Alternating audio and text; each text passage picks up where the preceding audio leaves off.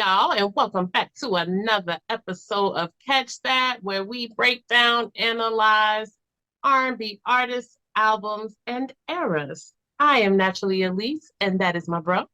They are. And we are the R&B representatives, and we are back. And today we are introducing a guest that we are very excited to be here, and that is Mr. Darien Brockington. Hello. Hey, how's it going? We done already spoke, but we're gonna act like we didn't speak. Normally speaking right now. So, hey, how you doing? I'm doing well, and we are so happy that you are here. And I'm going to let JR introduce you. Usually I do that, but I want JR to do it this time.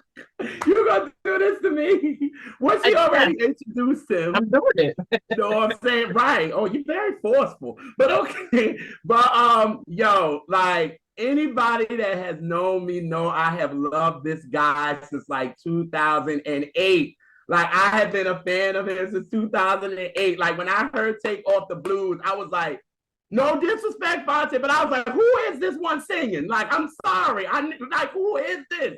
And then, mind you, it took me a minute because I had to type in the freaking lyrics to the song because I ain't know it at all. And I was like, who is this dude? So finally, afterward, they was like, it's a D-Brock. And I'm like, D-Brock? What? So I kept doing I was like, Darien, oh. And then I started seeing, after a while, he had albums. And I was like, damn, where the hell have I been? Like, what the fuck? So then I started getting into his stuff, like thinking over. I think my dorm room was, my people in my dorm room was sick. Like, it was done because I played that joint on repeat like crazy. Hey, Chad.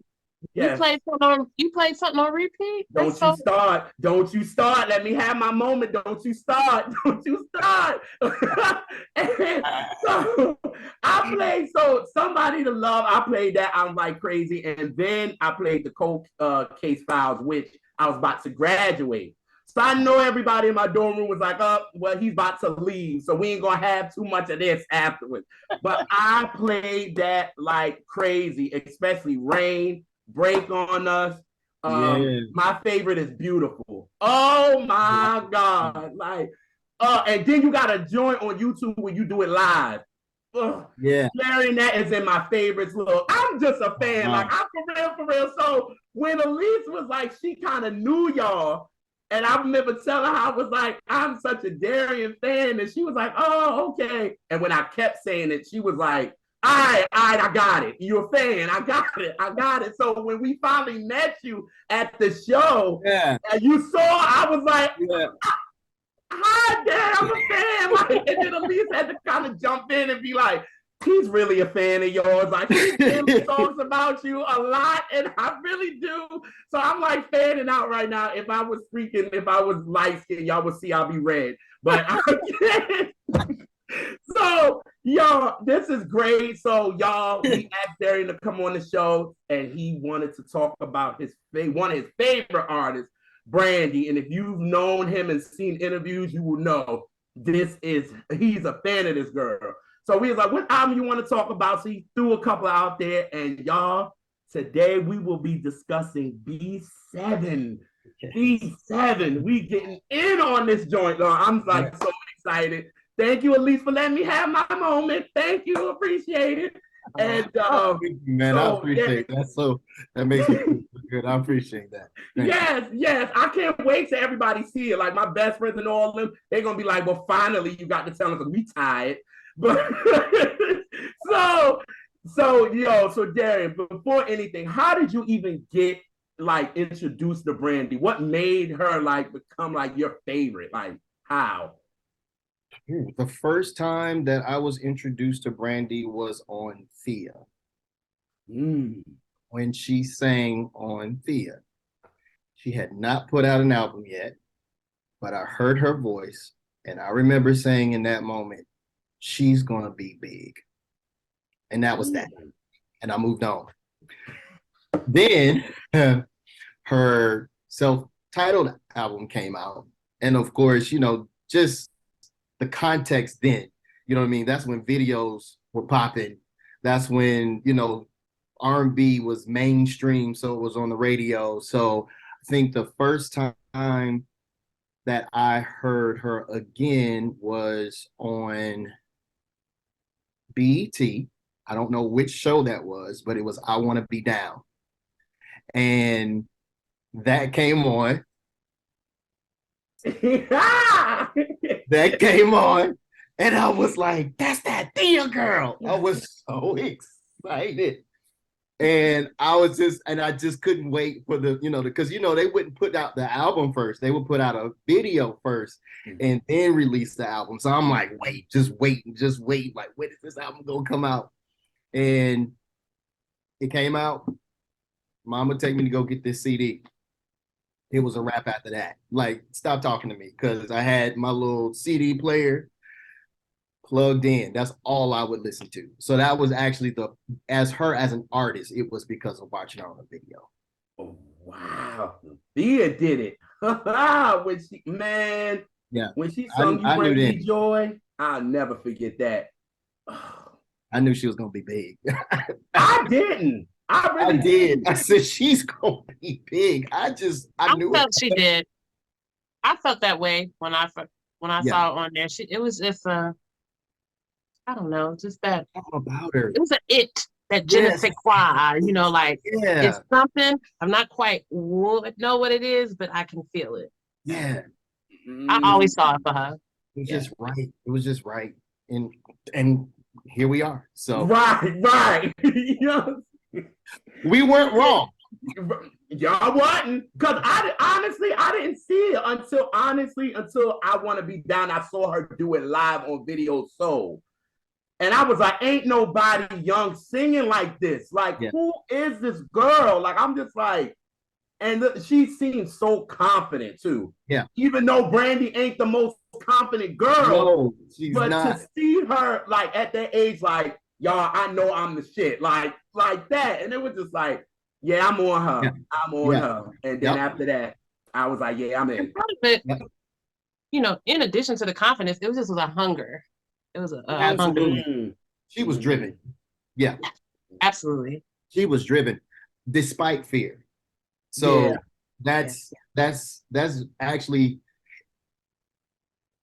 it actually takes a very strong person to want to meet the task, reach the task, and function under the pressure of that task. Right. It really does take a strong person to manage that, because in my little stint of a career, real life and music happening at the same time, they would collide. You know what I mean? They would really collide. Like, I don't want to sidebar too quick, but just like, for example, when I be on tour and I was in a relationship and coming off that stage, we having issues, like hard issues, and I'm not okay, but I have to act like I'm okay. Mm-hmm. And I walk off that stage and I'm getting on the phone and we're in it, like, right? And someone that just left the show, I'm thinking I'm away from everybody, is walking by and seeing me act a fool on the phone. You know what I mean? But they were so taken like enamored by what just happened. It was like they just missed the fact that I was cutting up. Like, it was like, great show, D Brock, we love you, man. But I'm like cutting up. You know what I mean? So, that pressure, when you get pieces written about you and your music and all, and people's perception of you and who they think you are and who you really are, like, that's a lot to carry. And I couldn't imagine being a child star, growing into adulthood, being under that kind of magnifying glass. Like, Now, to your point, though, I will say, though, you can see that there is some things that weren't as confident along the way. But she made us something. She made us something to endure what she has and still be as great as she is. You could tell, even with, like you said, with that, when she got to Never Say Never, she got to tell a little bit of her story in that. Because we knew her from baby, and I want to be down to Exactly. that. But once she got to Never Say Never, it was like, yo, this girl got some depth to her. Like, she's telling her story in this joint. You know what I mean? Like, this good girl image that she has, but then it's like, wait a minute. She got a song like Angel in Disguise, and like Elise said, it should have been Devil in Disguise, to be honest, the way it was written. You know what I'm saying? And like, all these songs, this girl is like really telling her story, and that she was in a relationship and was heartbroken and put it all in her music. You know what I mean? But again, she still had to be the bubbly girl that we all loved. And God damn, that industry shit I can't do. And one thing I hate about mostly with the entertainment industry is it's like whatever you start off being, they want you to be that forever. And what human does that apply to? Not a one. Not one. I damn sure don't want to be who I was at 15, at 25, 35, and now at 43. I hope I'm different people, you know, along the way. Speak it. And Go ahead, I just don't understand how they wanted her to just be the always I want to be down girl. And I'm like, have y'all been listening to these albums? Have y'all been listening to Full Moon? Have you listened to Aphrodisiac? Have y'all listened to Human? Like, this girl went through some shit. Like, y'all not hearing it. And she's telling you, and she's smiling, but these songs is telling us something else, y'all. Like, she's not 15. She going through regular shit like us. Like, it bothers me. That's why we got to be 7. And Brandy said, fuck it all. I'm spilling it. I don't give a damn. If you don't like it, I don't care. And I was just like, this is what you're supposed to. I wanted this for Human. This was what I wanted. But she gave Understood. You see what I'm saying? Like, I wanted it for Human. I was like, this is the Brandy I wanted on Human. Like, girl, talk your shit. Tell us your truth. But then it's, again, she just did an audible if you listen to it. And I'm in it. Oh, you in it? And what did she say? I'm just curious what she said about that. What did she say about him? Because she shits on Human, which I'll be mad at, because I love that album so much. She said it was the process of it all. It was the process that she was dealing with, as far as like the label wanted to go this way. They wanted her to work with all of these people. That's what she was trying to tell Rodney in the Family Business episode. Like, I didn't have the power. Like, you thought, like, Rodney, I would have wanted to work with you, but they making me work with this person and this person and this person, and I didn't have that power to say what I wanted. And that's why when they interviewed her, she was like, man, fuck that album. Like, I don't fuck with it. And I'm like, when I listened to this, I said, oh, I get it. Wow. You know what? That makes sense, because Human, of all of her projects, is probably the most out of place. And when I say that, meaning in terms of the symmetry of her sound. Like, they tried to make it bigger. You know what I mean? Yeah. Now, when I say that, I don't say that in a negative way, because I love Human. I love. That's number 2 for me. I love Human for so many reasons. You know what I mean? I appreciated it because it wasn't like what she normally does. You know what I mean? Like, that was the first thing. The second thing that I loved about Human, I know we ain't supposed to be talking about Human. We talking about no, we get to the process. No, you go. Okay. I'm gonna stop you for a second. On this show, tangents are fine. Okay. Yes, Darien. Oh, yes. Go. Say less. That's what we do. It really is. Okay. It's all relevant. It's all relevant. Yeah. Go ahead. So like with Human, it was out of context. That already grabbed my attention. But then, like you said, even if she did not have the kind of control that she wanted, there was a lot being said on that record, on that album, like flat out, like it just from, you got a good sense at that point in time, because that's when all the things that hit the fan. We find out that she wasn't married. She gets in that car accident, right? And now everybody's looking at Brandy like, yeah, who is this person? Because we're used to this perfect image of Brandy. She does no wrong. And if you remember in context, first of all, her and Monica were already being pitted against each other. That was the first thing. Yeah. And number two, people had issue with Brandy's image anyway. Yep. Anyway, so it was like, you know, people really didn't want to show that kind of love, you know, to her. And so it's kind of like when that happened, those two things happened, it was like, aha, I told you, I told you, I told you, I told you, right? And then it gets quiet. There's no sign of Brandy, none, you know what I mean? And so it felt like Human was the addressing of that stage in her life. You know what I mean? It was very cathartic. It was like closing a chapter. That's how that felt to me. And it captured the emotions of different things out, even outside the scope of love. You know what I mean? Like we were starting to see the precursor to what would get us to B7, whether people see that or not. It was already present. And I say that to say, like, when I ended up putting something on Twitter that B7 was a culmination of all of it, everything that she had done prior to getting to B7. It was finally her figuring out parts of her that she wanted to keep, that was truly her. And she said, I'm gonna leave the rest of it over here. Like you said, fuck it, I'm gonna do me. You know what I mean? It was like, it was like all of her albums helped her learn how to be the Brandy that she is right now. Like, that's what that felt. That's what B7 feels like to me.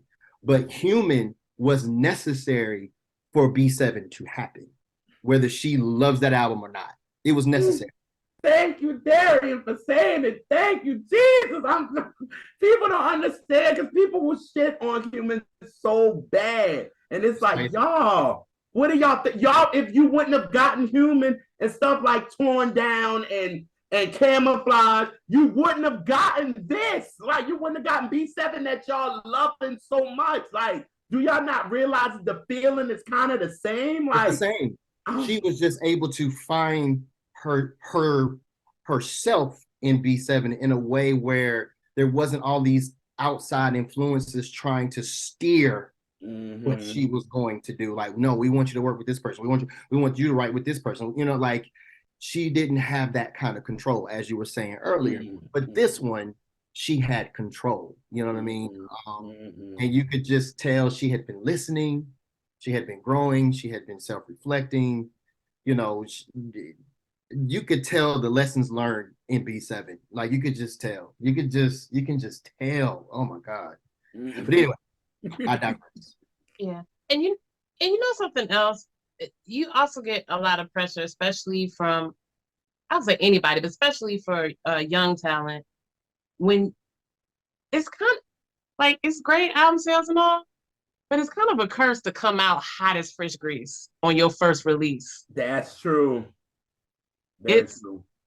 Like, you need, like, I feel when you're that young, I feel like your first project need to flop a little bit. Like Usher. Like Usher. Just work your way up. Kind of just put you in the mind of people, but not, go crazy multi-platinum. Like, I think that's a curse. You said a mouthful, because you do Brandy,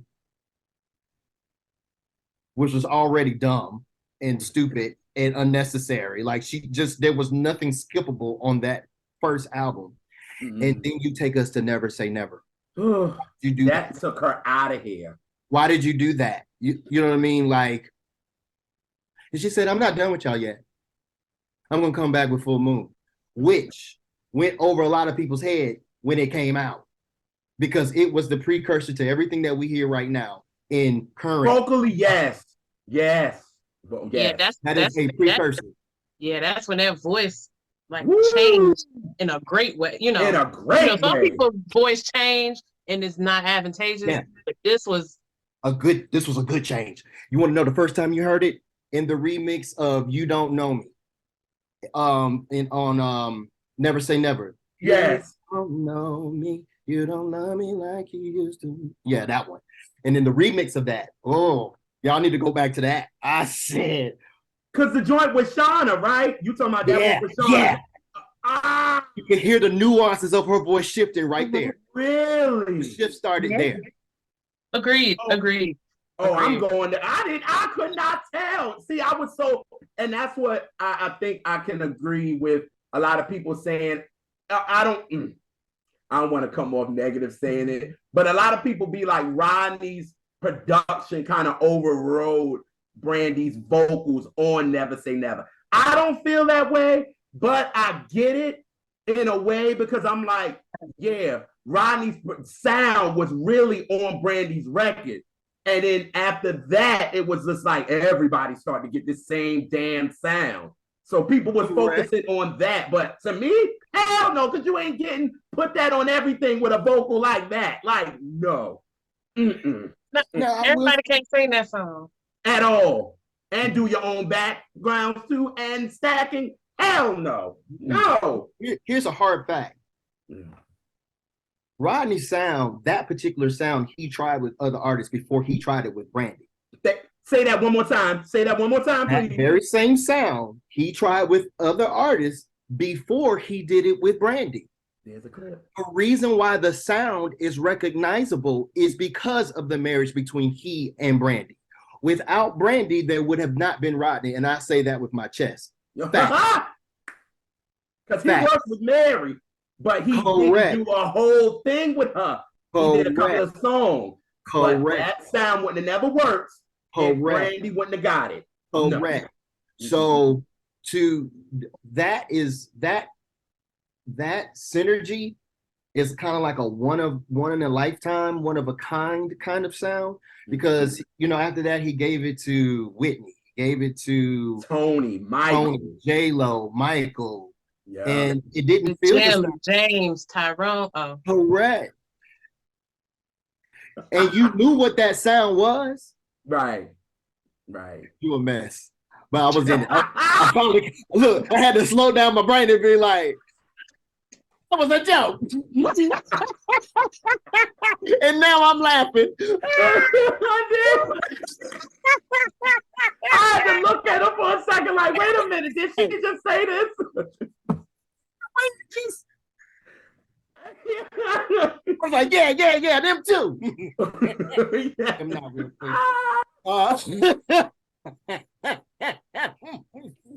But you're right. You're absolutely right. It took Brandy for that sound to work, and that's just the truth of what it did. You know what I mean? So it did. So all right. So we get out of Human. The Brandy and her get back together, right? And I mean, it didn't go as planned, I guess. Then she goes to 211.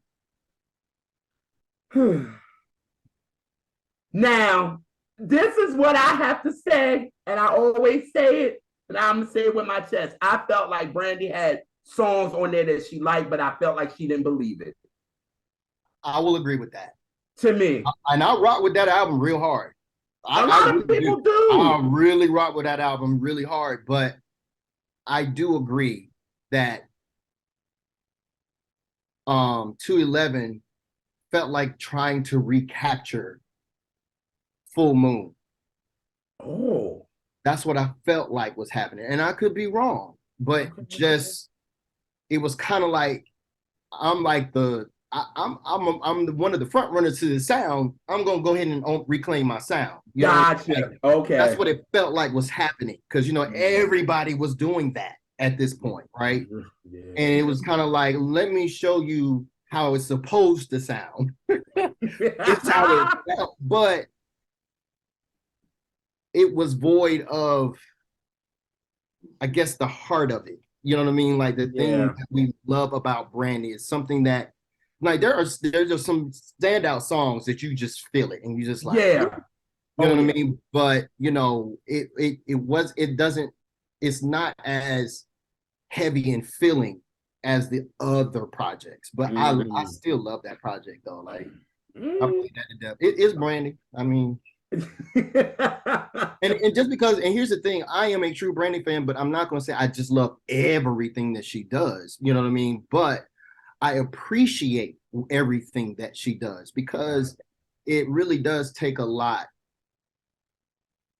Number one, like we said, to be competing with yourself and trying to stay innovative, forward thinking, being consistent, and then thinking about that in the context of a record in a period of time where music is being informed by what's being played and where do you fit in all of that. And I feel like overall she has managed to stay within the concept of time, you know, and be relevant within that space.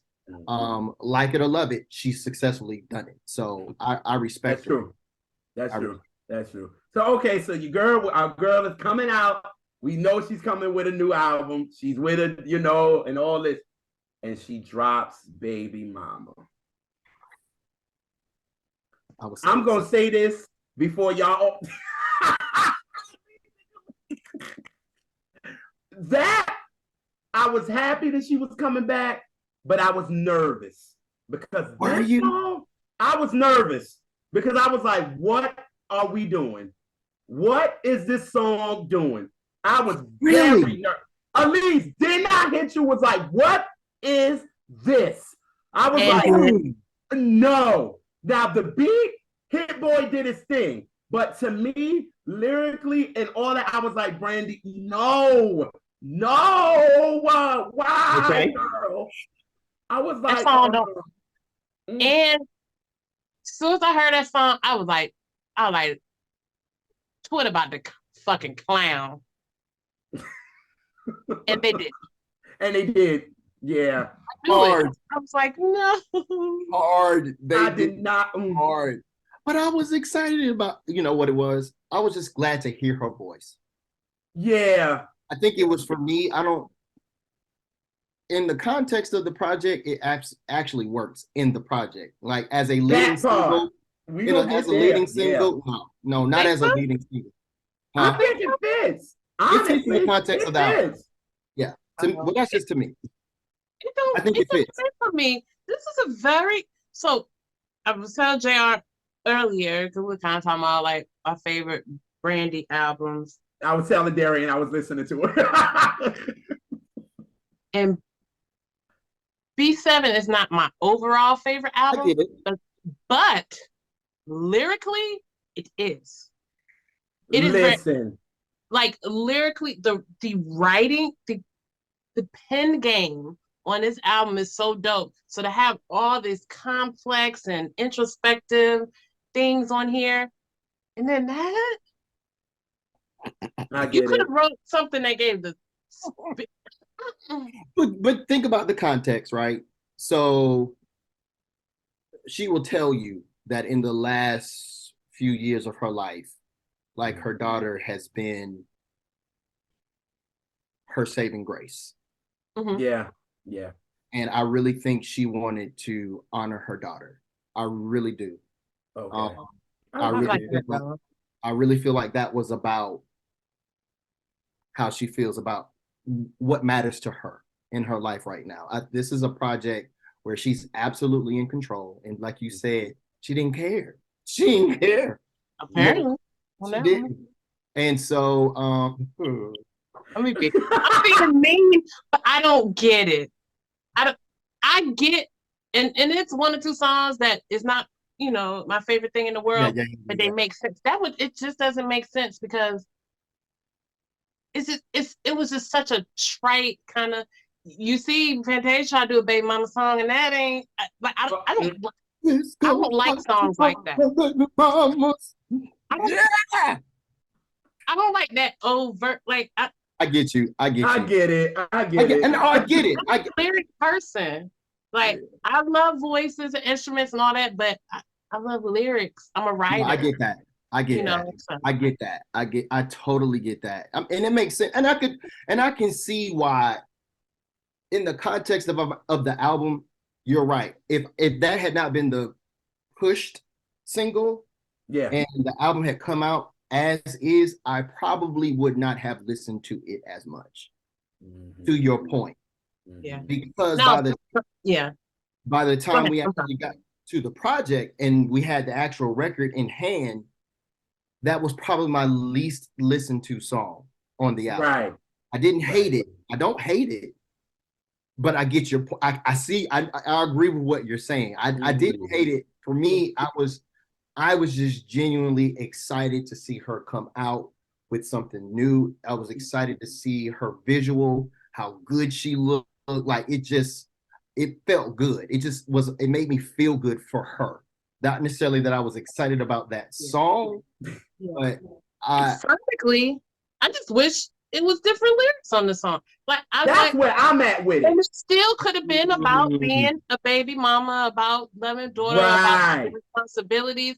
It was just like formulaic of a certain kind of song that does not appeal to me. I get it.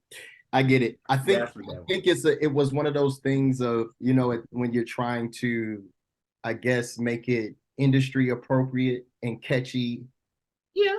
At the same time, but then try to speak on something with substance. Sometimes it can be a hard miss. Mm-hmm. Reminds me of, no shade, because I love the Lord. It reminds me of when gospel artists try to do like really modern, like Christian music. It sounds real corny. You know what I mean? It's just corny. You know what I'm saying? And I think that's kind of like what this was, kind of. You know what I mean? Like, yeah. But I think too that the label, we always know that Brandy starts with the up tempo of every album she's done. So it has to be like a banger that hits you. And I think they thought that this and being with Hit Boy, that it was going to hit. Like, didn't have a chance to rapper on there to give it a little bit more credibility. It was going to hit. And everybody was just like, Brandy, girl. Yeah. Like you said, you was happy to see her back, but it was just like, Brandy, no. And then we going through a pandemic, right? So then people are watching this through it was no performances she had to give it through while she was at home. And it was just all just wrong to me. But I'm like Elise. I agree. If she would have just had some different lyrics to it, I would have been fine. And it could have been about a daughter. Cool. It works with me. I mean, it's another song. I'm gonna leave it there because we're gonna go through each song. We are. All right. But but after that, it was just like, all right. But when she came out with Rather Be, that's when I said, now this is the Brandy that I want. I was like, yes, God. I said, and then now you knew the album was slowly coming, like we knew the date, and they always bring out the single maybe about 2 weeks before the album is about to come, and we got this. I said, oh my, it was over. The album was nothing like the leading single, nothing at all. It's nothing like that. It's kind of like Tweet's first project when she came do that. Why did he do that? And we did an episode about that, and we said the exact same thing. It didn't sound nothing like the album. No. That's exactly what that was. That's exactly what that was. Neither single. Those are the two outliers of the album. They were good songs, but they didn't fit with the album. Yeah. So when she came with Rather Be, I said, now, Brandy, you got me. We there. This is what I want. Yeah, we knew we were okay after that. Yeah, like I was like, we good, honey. Like, yeah. We know we okay after that. We I remember how she kept like dropping like samples of certain songs. Oh. I was like, you hurt me. You hurt me.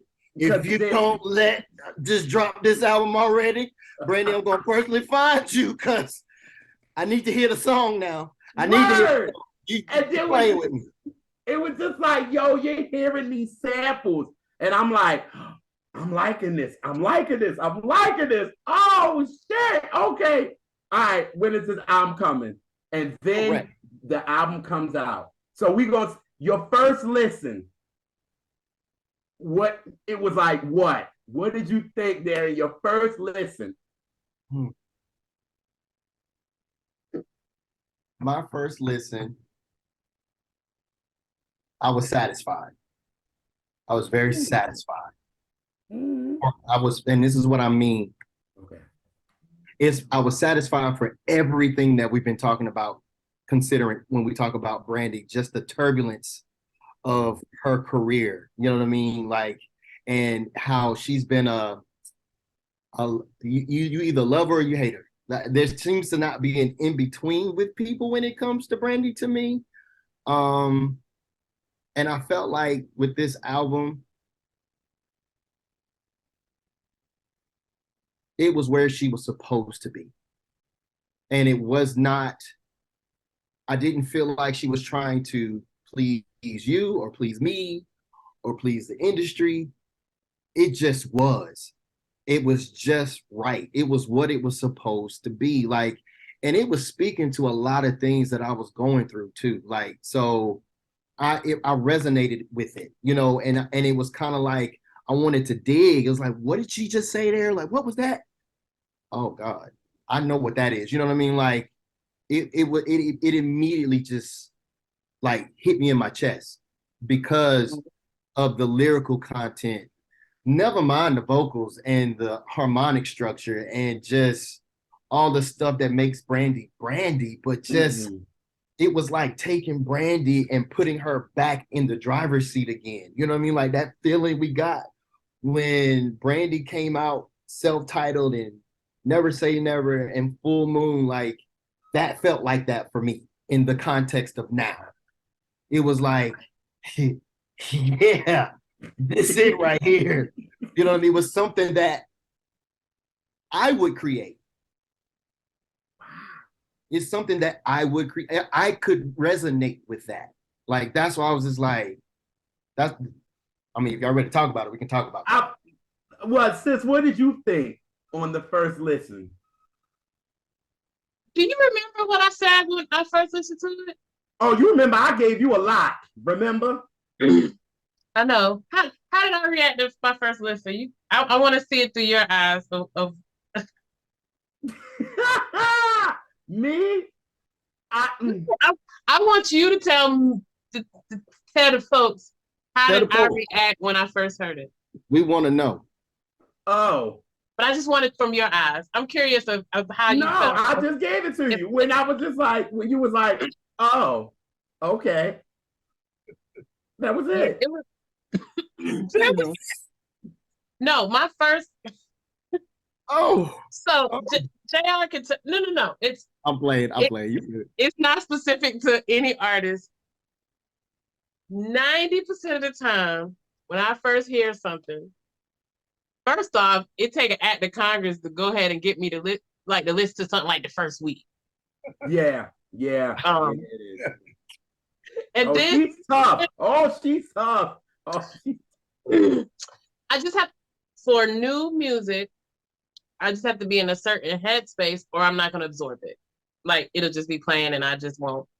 Understood. So I want to be in a place to where I can like really sit with it and like kind of analyze it. So, but JR kind of, you gotta listen. So I listened to it and I was not in the space yet to hear something new. And so when I heard it, it wasn't, I don't think I had opinion either way. It just, I had to sit with things. And so.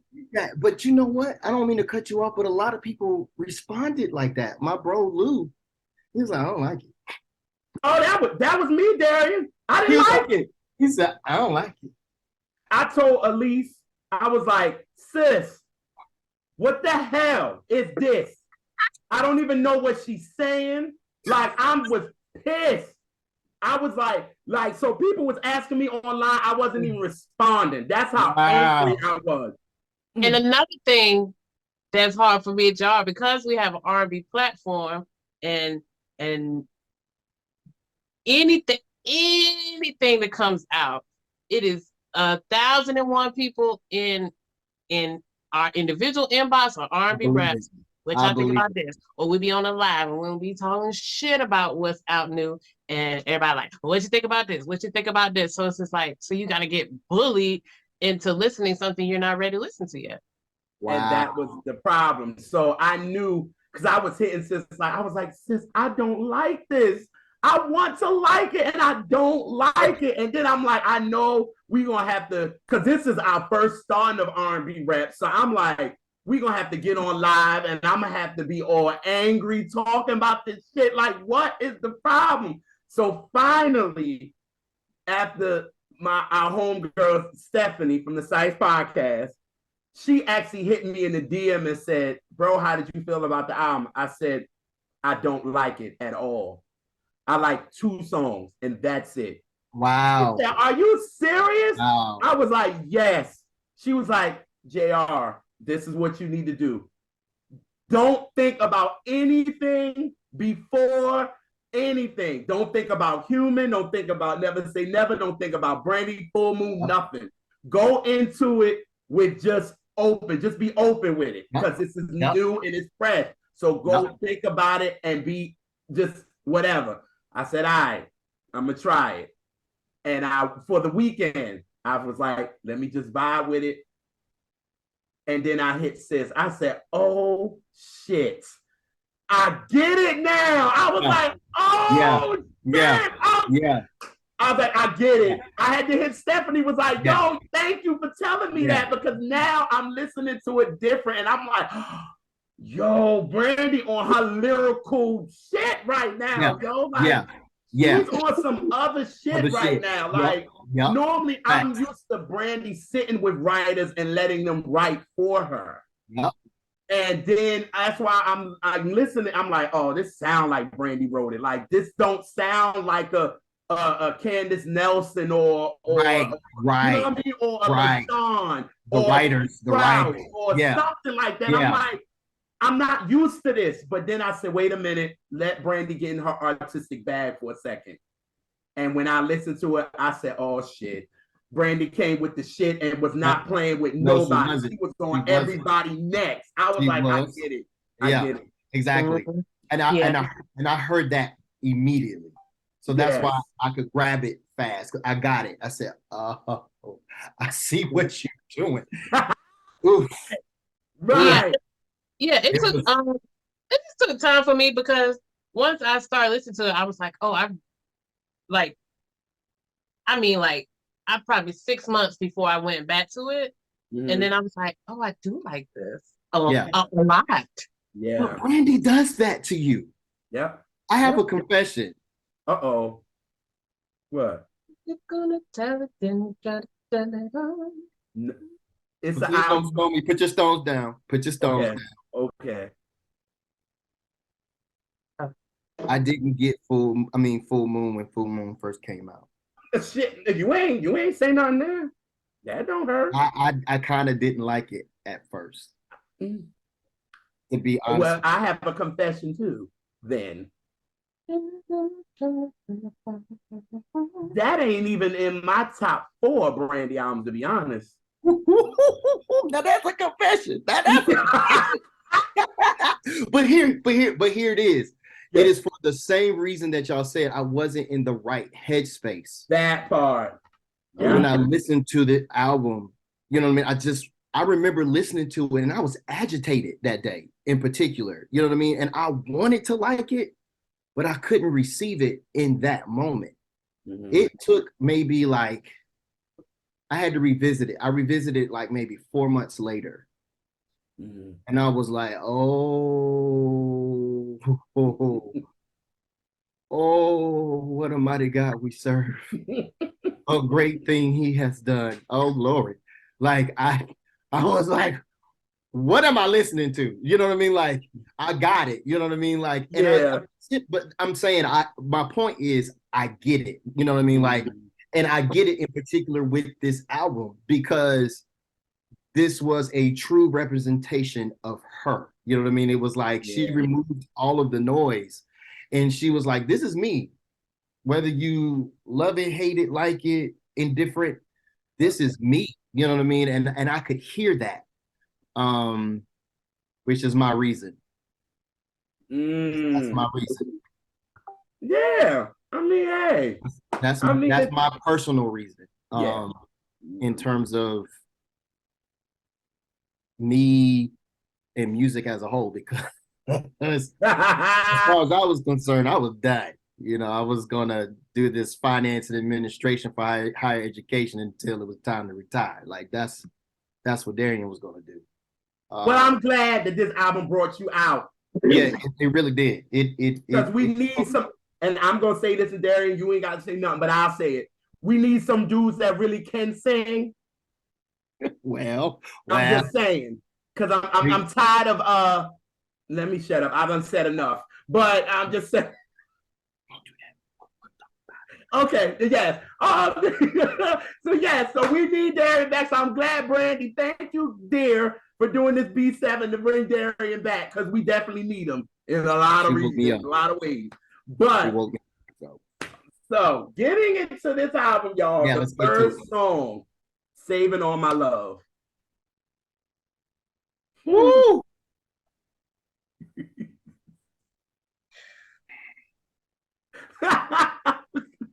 Can we talk about the first line? The first line of her chorus. Sorry for my tardy. Long time I was broken hearted. Now we're broken hearted. Heartache, I'm guarded. Let's just start right there alone. Like, okay. Let me live. When I tell you this resonates with me on so many levels, like, I mean, that's personal. You know what I mean? Like, I get that being missing from the thing that you love and missing from the thing that people love you for, because something is broken, like really, really, really, really broken, more than people know, and or you could even explain, you know. And I get her. I really get her. I get this particular song because this song is twofold, right? She's talking about her life as a singer, industry, the expectation of it, and she's talking about relational at the same time, being in something personal, you know what I mean, which is her second verse. But it's just it just hits you because it kind of speaks to like what we were talking about earlier, that expectation that you were speaking of, how everybody expected her to be a certain way all the time and to be this person. And we're talking about a 40-some-year-old woman. We were talking about a 30-year-old woman. We were talking about a 21-year-old woman. These are different phases of Brandy. You know what I mean? And you don't get, just because she sings for you and she puts something on record for you, does not give you access to her totally. That doesn't mean we know her through and through because of the songs that we sing. That's just a window, you know what I mean? And it was just kind of like the screwed up part about like industry, when you, and being an artist, it's kind of like once you put your heart out there, it feels like everybody feels like they own that. You know what I mean? Like they get to dictate who you are. You know what I mean? And that's a hard thing to walk, you know what I mean? Like, and I know that, you know what I'm saying, from my own personal lifestyle and my own personal choices, you know, trying to meet this measurement of what it is to be an R&B singer, to be this R&B crooner, to be this lady. Meanwhile, that ain't my story at all. You know what I mean? Like, that's not my story. You know what I mean? But the pressure of being that. And I mean, I literally have real stories, like where people felt away because I didn't look like what they thought I should. You know what I mean? And so I understand this. Like, I walked away for a lot of reasons, and that was part of it. I just didn't want to be under a microscope all the time. You know what I mean? And always being asked about, you know, who I'm dating, my sexuality, and all of these different things that didn't matter. Why does that matter? You know what I mean? Like, all I'm trying to do is sing from my heart and share my experiences, right? And so, you know what I mean? Like, I get it. You know, heartache, I'm guarded. I get that. Can you let me live? Just because I can sing for you? Like, what? You know what I'm saying? Like, come on, chill. You know what I mean? And so, like, you know, and I like how she makes that reference. At least that was my takeaway, how she references when she says solid as a rock without a boat. It makes me think of Aaliyah. And then, of course, when she says makes you think of what? Aaliyah. Okay. And then, yeah, and then she says kind of like the goat. That makes me think of Whitney. But I ain't saving all my love. I ain't saving all my love. Damn. I'm not gonna let y'all kill me. I'm not gonna let y'all destroy me. I'm not gonna let this destroy me. Shit. Ooh. Yeah. I didn't even catch it like that, to be honest with you. Shit. What's the last song we heard from Aaliyah? Rock the boat, rock the boat, rock the boat, rock the boat. Wow. Damn, Brandy. Shit. And I'm then at the saving all my love for you. I mean, she's doing it. She's telling you what it is. Mm-hmm. Telling you what it is. You know what I'm saying? Like, she telling you. And then she's like, lay my burdens, lay, you know, laden. I'm heavy. Lay them down. You know what I mean? And like, when she talks about that, she's letting you know, like, she's been heavy. She's been heavy. So, you know, we hear people say, oh, she's a bitch. She's not a nice person. Oh, she's a diva. We don't know. Attitude problem. You would too. You know what I'm saying? You would too. Everybody telling you who you are. Yeah. Except for you. You know what I'm saying? Like, you being like a child star with all this fame. You got your TV show. You got a platinum record. You got Barbie dolls. You got makeup commercials. Like, that is, I will always say this. Every human being in this world has a monster. All of us. All of us has a monster that we have either learned to tame, or we don't know exists, or we have not tamed. And what is true about music industry? Ooh, Darien, that just hit me for a second. Ooh, I'm sorry. Ooh, no, you good. That hit. Wow. Woo. Okay, go ahead. And if you don't know, your monster will devour you. She was a child and did not even know what her monster was. She didn't even get a chance to figure out what her monster was. And everybody had an opinion about it as it was unfolding, as she was growing up, as she was fumbling and making mistakes. You know, it was just happening in real time and in real life. Yeah, I'm going to be agitated and I'm going to have that problem. Then she had to medicate herself and... Yeah, she's talking about that. I'm medicated. Yep. Damn, yo. She had to do what she thought she had to do to cope. That's right, man. But she's like, hey, let's resolve it. Let's move on. Yeah. Let's move on. It's just time to move on. Like, we can't stay in this holding pattern. You know what I'm saying? Yeah. For yourself and with me, like, whatever y'all want to believe or perceive about me, then go ahead. Like, let's go ahead and let's go ahead and find the resolution, because I'm gonna be okay. You know what I'm saying? And so it's almost also to that chorus kind of almost gives like an apology, like, sorry, I've been missing.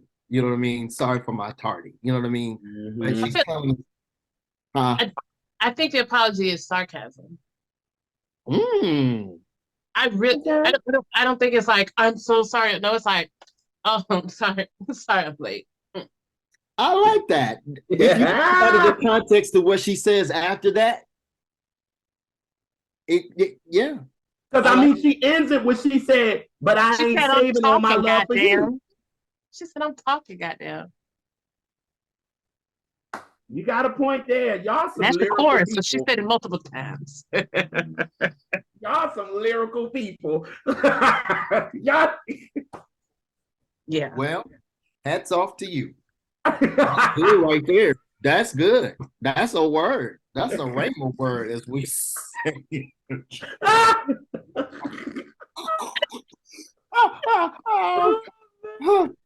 Good. I like that. I like that.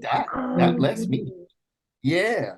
But like, you get to that second verse and now she's talking, this is relational, right? Obviously she's talking about a person. Mm-hmm. Yeah. You know, and she's like, listen, you toxic and you can talk. There's nothing you can say to me that's going to convince me to shift and break myself for you. Right. She said, She called that nigga a whole ass liar out loud. She called him a liar, yo. Use a liar. It said it twice. Use a liar. A liar. She said it Correct. in the front and in the back. Then Correct. you throw rocks and hide your hands. Correct. Correct. But she said, I'm taking back my hands. Correct. Brandy was talking her shit, yo. It's called boundaries. Yep. And she was letting us know that she has boundaries, that she had boundaries in this situation. And I think too, like, just she to said, kind hop of in the river, the Mississippi. Not no little brook. She said, hop in the Mississippi. she said, I ain't worried about you. She said, jump in the little pond. She said, the Mississippi River.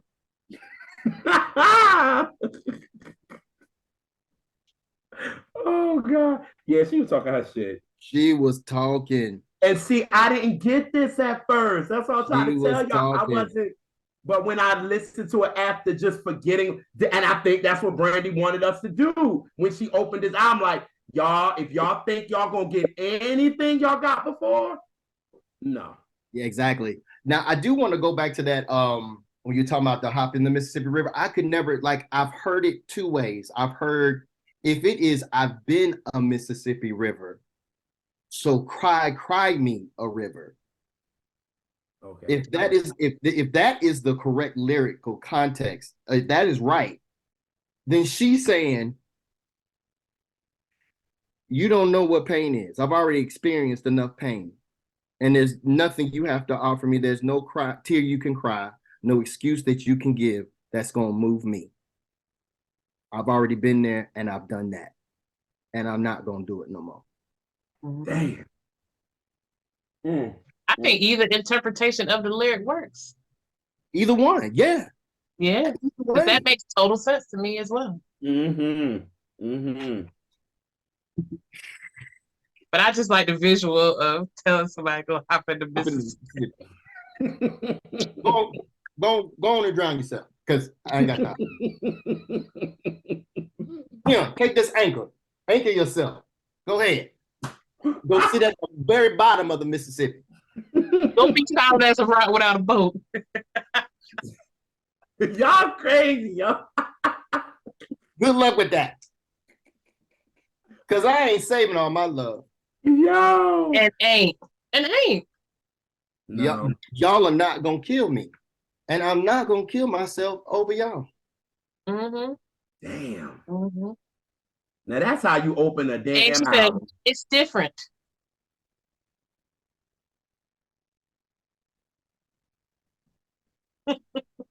That's all I got for that. I didn't look. Y'all took it further than I even thought, honestly.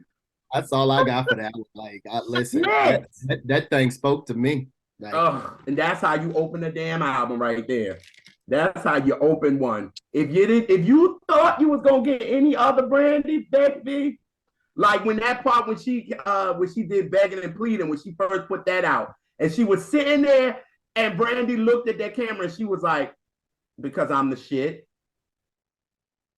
and I was like, "Damn, she ain't never say no shit like that." Who gonna check her? Who gonna check her? Who gonna check me, bro? Really? Everybody was thinking it. I was. I was.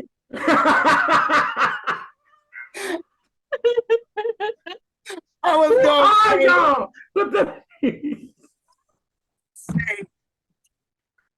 I love it. Oh God. Well, y'all went in on this record. I didn't even know it was going like that. Y'all analyze, but I forgot who I'm dealing with. Two lyrical people. I should have known. All right. So, Unconditional Oceans. That's my shit right there. Yeah. So this is the one? This is it? No, that's not the one. That's not the one, though. Oh, okay. That's not the one. Okay. Look at there. That ain't the one. Okay, we gonna get there. Okay. That I love it. That's actually a song that I did when I listened to it the first time, and it didn't really do anything for me. That actually was one of the songs that I really did love from first listen. To me, like that song, I mean, it was just dope, number one, but it just really speaks about love in a way where it's like a true appreciation of someone, and it doesn't have to be like a relationship, an intimate kind of relationship necessarily, but just when you come across a kind of love from a person. First of all, the way she opens it up, let me back up. She begins to look at things differently, number one, right? Like she's changed her view. Right. That means something had to happen with her first in order to be able to receive something, right? From someone. And so now that she has received this thing, this thing called love, from someone, we don't know who, and feel the admiration in that song. You feel that, you know what I mean? Like when about she's just like, listen, I'm here to ride with you. I'm with you. It's us. You know what I mean? Like that's why, like when she gets to where we going, we diving in the ocean, like this big unknown. You know what I mean? And when you think about an ocean, right? Like it can be calm, it can be turbulent, it can get stormy with no warning, like no matter what, right? But she's willing to go through that with this person because of what they give her. You know what I mean? And no matter what it looks like, right? She says, they keep me floating. Like, no matter what it is, I'm still good. Like, I'm still good because it's unconditional. It's unconditional. It's an unconditional ocean of love, regardless of what's going on in that ocean. And that's why she said in, I think the first verse when she was like, I ain't scared to let my truth out, or they won't ever lie me down. They won't ever lay me down. And I'm like, for that, because we all know with Brandy, with this big old truth incident that she had with her saying that she was married and she wasn't. Right. And now she's saying that she found a love with, look, I ain't scared to let it be known that this is who I'm in love with. And exactly. That's it. Like you said, it's unconditional. That's that.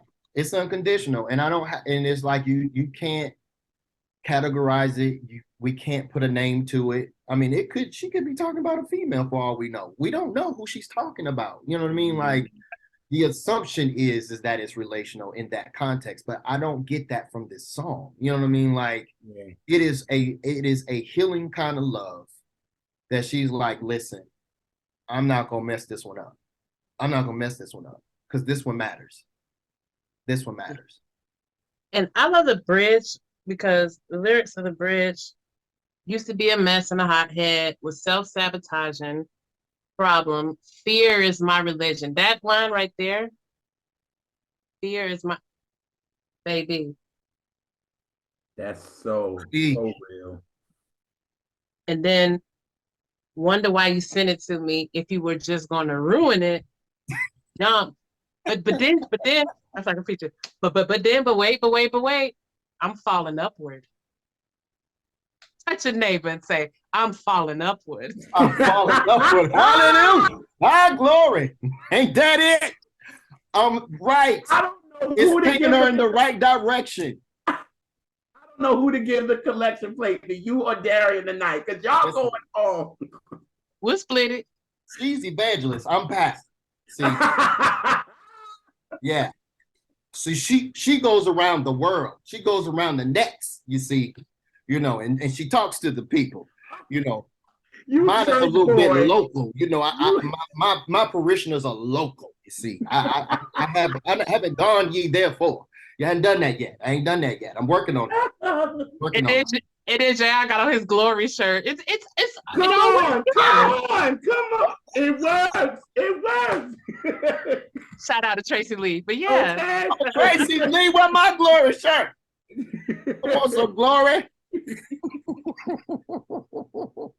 Y'all going in. I love this, y'all. I love this, man. Like, and Camper's production was just so different, and so, because I mean, I've been a fan of this dude for a minute, you know what I'm saying? So for him to work with Brandy and then create this sound that was not like anybody else. Yep.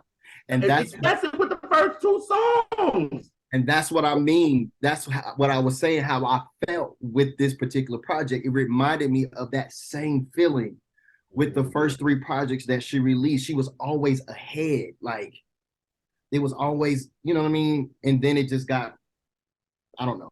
But, you know what I mean? But then she kind of got her footing again, where it was just like, yeah, I got this. I got this. Don't worry. I got it. And I felt that. And like I was saying before, but my take is a little bit different. This B7 feels like Never Say Never Part 2 to me. Like it's the grown 40-year-old version of Never Say Never. I agree with that.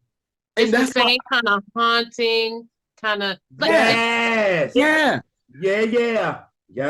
But that's what I was saying. That's why I was saying in my little thread, you know, on Twitter, like, this album is context of everything that she's done prior to it. You see a little bit of everything in this particular project. You really do. Like, the Brandy that we have grown to love in terms of her harmonies and her call and response and her textures, that is Full Moon. Right. Full Moon, right? Because Brandy, the self-titled album was, she was just singing. You know what I mean? Like, that was just, hey, y'all, I can sing and y'all gonna listen. Yeah. That album was a showcase. This is what I can do. This is what I can do. There was no story. Right. But it was like, like on our Never Say Never episode, I said Never Say Never is like a body of work. Correct. The debut is like a showcase of songs showing you I could sing. It's a collection of great songs. Correct. Correct. None of the songs have nothing to do with each other, but they're all. But it's a fucking fantastic album. Correct. Yeah, like you could put those songs in any order. That's how you know it's just a collection of songs. Exactly. Right. And so you can feel all of those pulses happening in this one project. It's like, oh yeah, like you can really bring correlation from every project and be like, yep, that's that. Yep, that's that project. Oh yeah, that's that project. You know what I mean? So yeah, I agree. Oh yeah. All right. All right. So we go to Rather Be. Shout out to Victoria Monet. Oh, her writing self. Listen, this to me, it's one of my faves on the album. Absolutely, it's in the top 3 of this album. Hands down. Absolutely, yes. Hands down. This. Well, hands lifted. Hey, fall upward. Who knows? You know. Listen. Listen. But when that thing said, just call me more a little, the tone of her voice when she sings that first line, you already in with the hook. Yeah. In with the hook. Like that's without saying. Like, it's just what? But when she gets to just call me more a little, your voice. Jesus. Sing, stupid. She was singing. And it was like, this is the part of her voice was that subtle shift that we were talking about. Like, this is all of that sitting right here in this whole song. Just smooth but rich. And you know what I mean? Like, it got that that subtle soulful sound to it in that verse. It's just aesthetically pleasing. It is.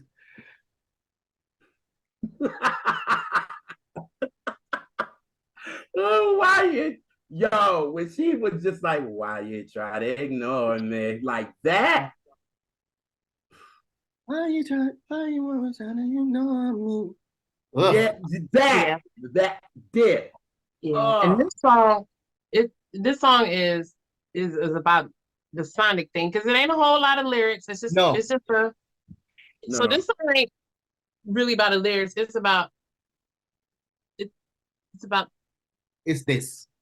this all day. all day. All day.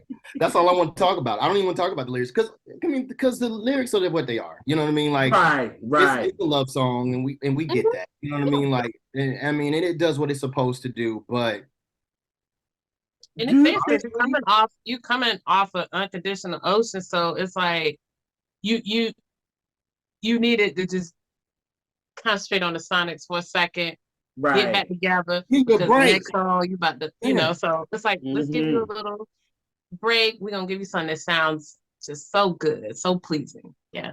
Is it kind of like the feeling of what she gave us on When You Touch Me? Somewhat. As far as it being that type of not love song, but well, shit, When You Touch Me, Brandy she getting it in, but she getting it in with that record. But maybe, okay, what about maybe Like This then? Better. Better. That one better? That's better. But Like This is on steroids in comparison to this, though. Yeah, I think this is Brandy, like y'all said, you're coming right off of Unconditional Ocean. You needed something that was very simple and just for the ears. Like, oh, Brandy's singing for your ass. That's what she's doing. You know what? That song is like that. Now that I'm thinking about that song, I have a question. Yeah, it's just, can I take over our creation of love? Yeah, it's just real. You know what I mean? Hey, why are you singing? Why are you doing this? Yeah, it's just real. Yeah, and that's what that's like. Y'all say that boy good. That boy good. That's it right there. I like that. Yeah, that's a good comparison. Yeah. That's it. Because I'm like, she needed a love song, because a lot of these songs ain't love songs at all. So you finally need one. We need one. Like, all right, we're going to give it to you now. Because after this record, it's a fucking wrap. We going into the soul, the mind, and all that shit, right? Absolutely. Look, I'd rather be kissing you, and that's what we're going to end it with. You needed a palate cleanser. That part. You need a nice sorbet. Yes. You're so classy. And ain't. But like we there together. I get it. You know, just wanna. Where's my glass?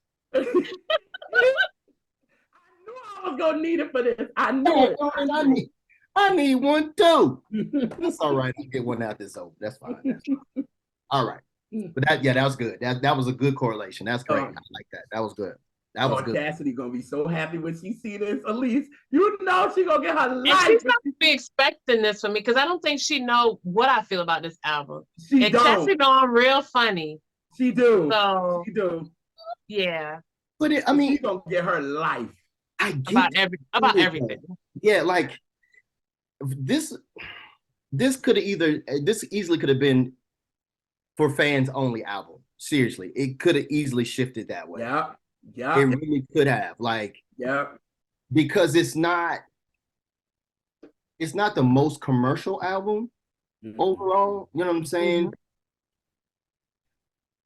And in the scope of music in general right now, it's kind of like, where would it really fit in? You know what I mean? Like, where does it really fit in if you're trying to do that, right? But that makes me love it even more, because she was like, I defy all of that. I don't care nothing about what that is. I'm gonna sit right here, and y'all gonna either love it or not. But anyway, let's keep going. Let's keep going. Okay. So Lucid Dreams. That's a sad ass song, y'all. Yeah. It's my favorite song on the album. Now it totally makes sense. Totally. I get it. And it's not really close. Really? I can't imagine. Because the Sonics and it's giving me both of the things. But it's extremely personal to me, because from her, it's a bunch of little couplets. It's Brian Alexander Morgan always say there's couplets, some of the couplets anyway. But it's a lot of, so it's a lot in that song that is speaking very personally to my story. Yeah. Okay. You know, She's like, I've been here before, ain't no secret. Guilt dealt me tragedy inside and made me alive. I wanted to die. That is that part hits, yo. I'm about to have to get my tissue. Listen. And then she keep going till I realized my real life already left. To deal with your broken self. With your broken self. With your crazy ass. Like, you need you, and I need me too. That's my line of this. You need you, and I need. I was actually going through that when this album came out. There's a reason why this album resonates with me the way that it does. Like, this is really speaking my life truly in the way in which it was in that moment in time. That's exactly what was going on. Damn, man. And another line, and I don't even care what's before or after it, just a saying, I had to readjust. What? That in itself is a word. Period. Sometimes you just gotta, you don't have to change, you gotta readjust. You gotta fine tune some shit. About you. About you. About you. Yes. Not about the other person. About you. Mm-hmm. And I like the, like, in I think in like up there, probably in the, was it the verse? After she says I had to readjust, I got the feeling I didn't belong there. Alone here. All alone here. Oh.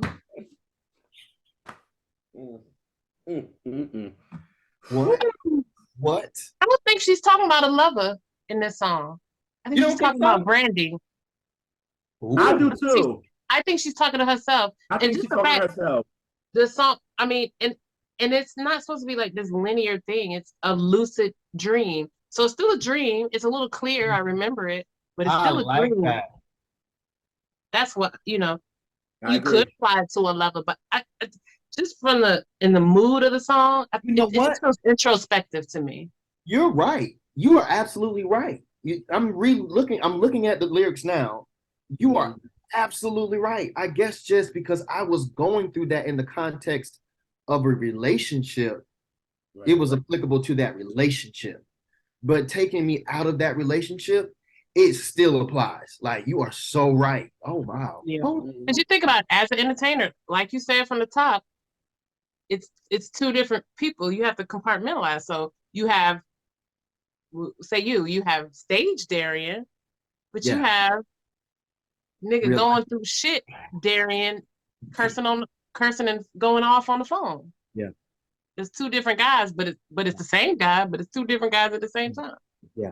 But the industry wants him to be that Darien. She said, before I lose me to you, so and I'm just guessing, but it's like, before I lose the real person to this star, this figure, this entity, this creation. Yeah. This figment of me. Yeah. Mm-hmm. I like that. I that's good. That's for all the single folk out there. Introspection.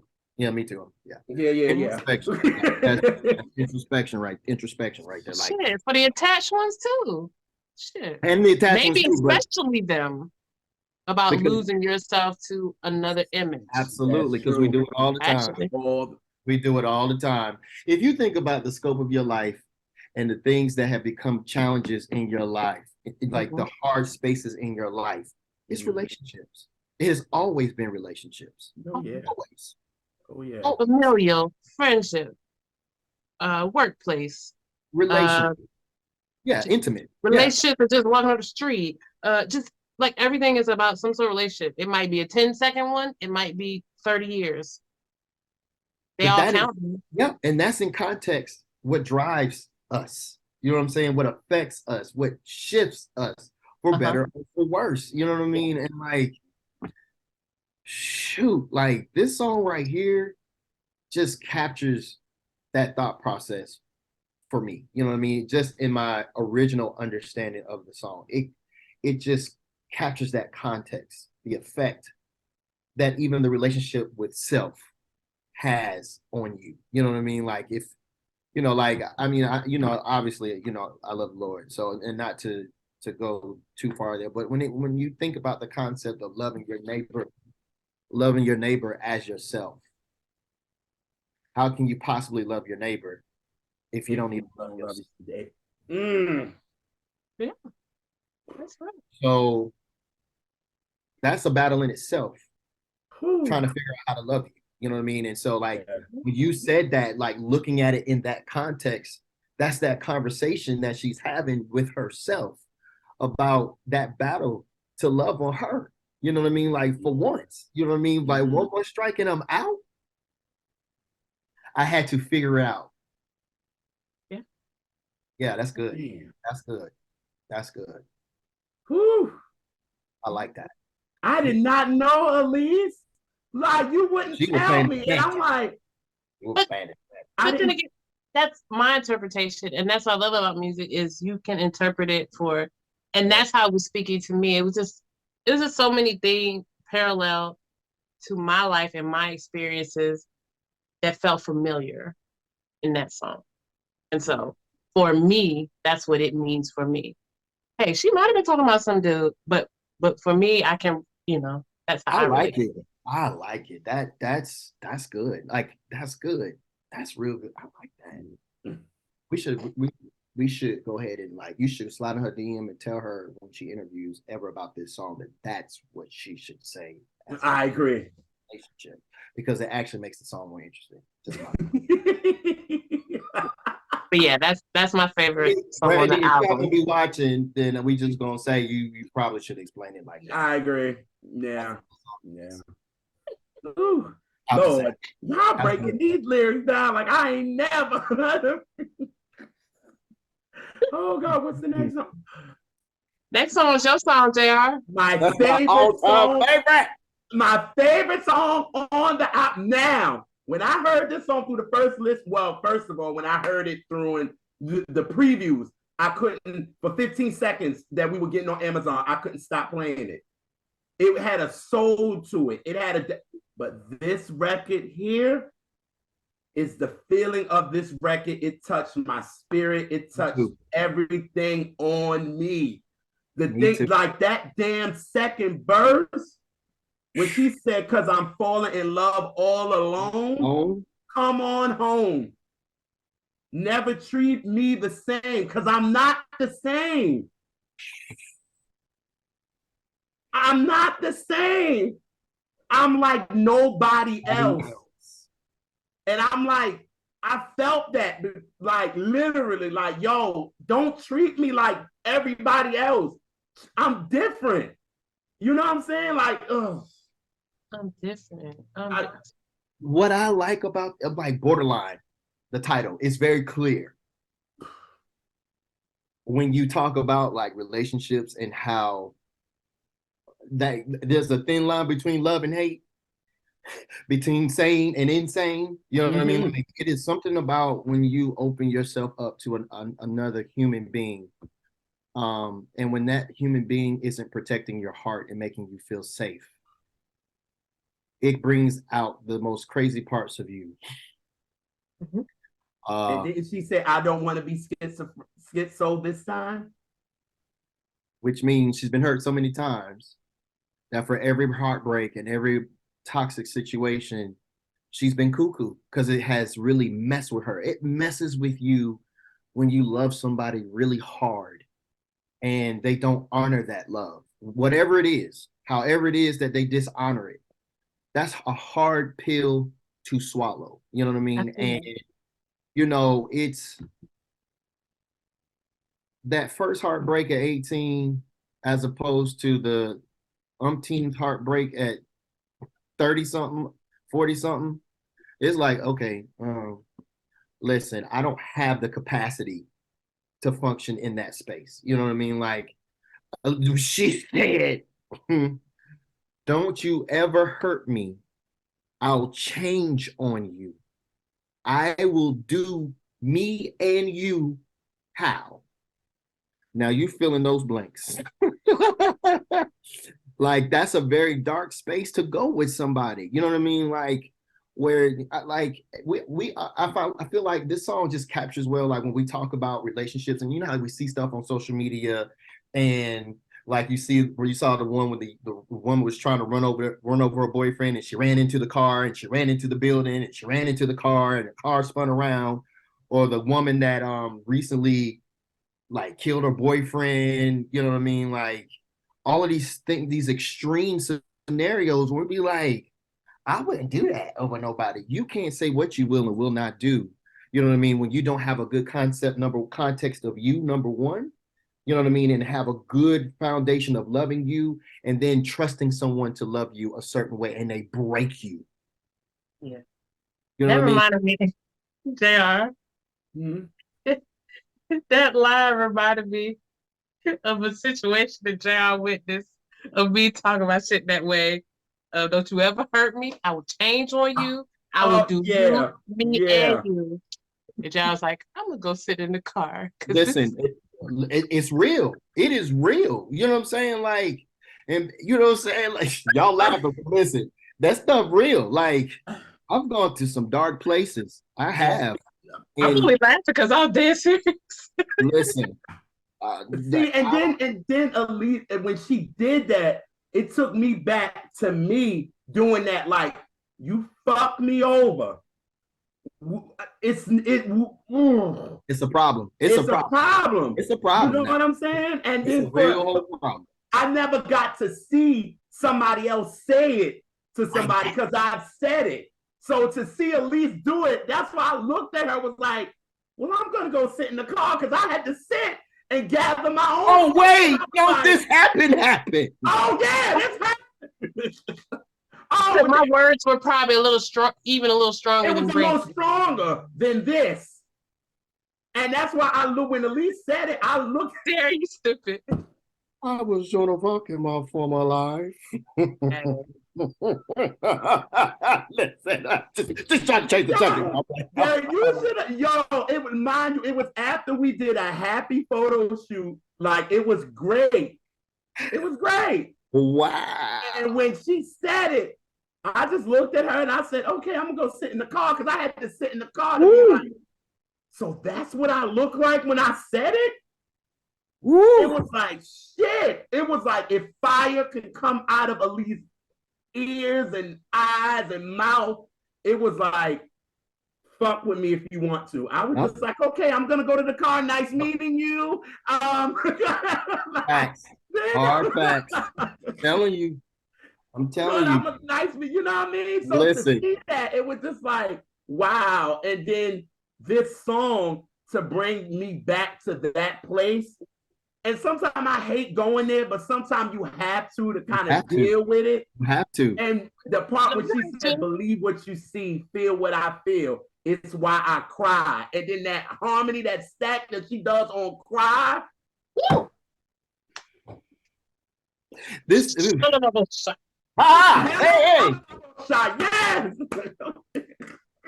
Yes. I was literally at my desk at work, and I literally was just like, it gave me chills because it took me really back to that place when I felt that. And I was like, I haven't been there in a minute. And I was just like, whoo, that hit me in the chest with that one. And she was like, that cry just made me just, whoo, let me get myself together with this one.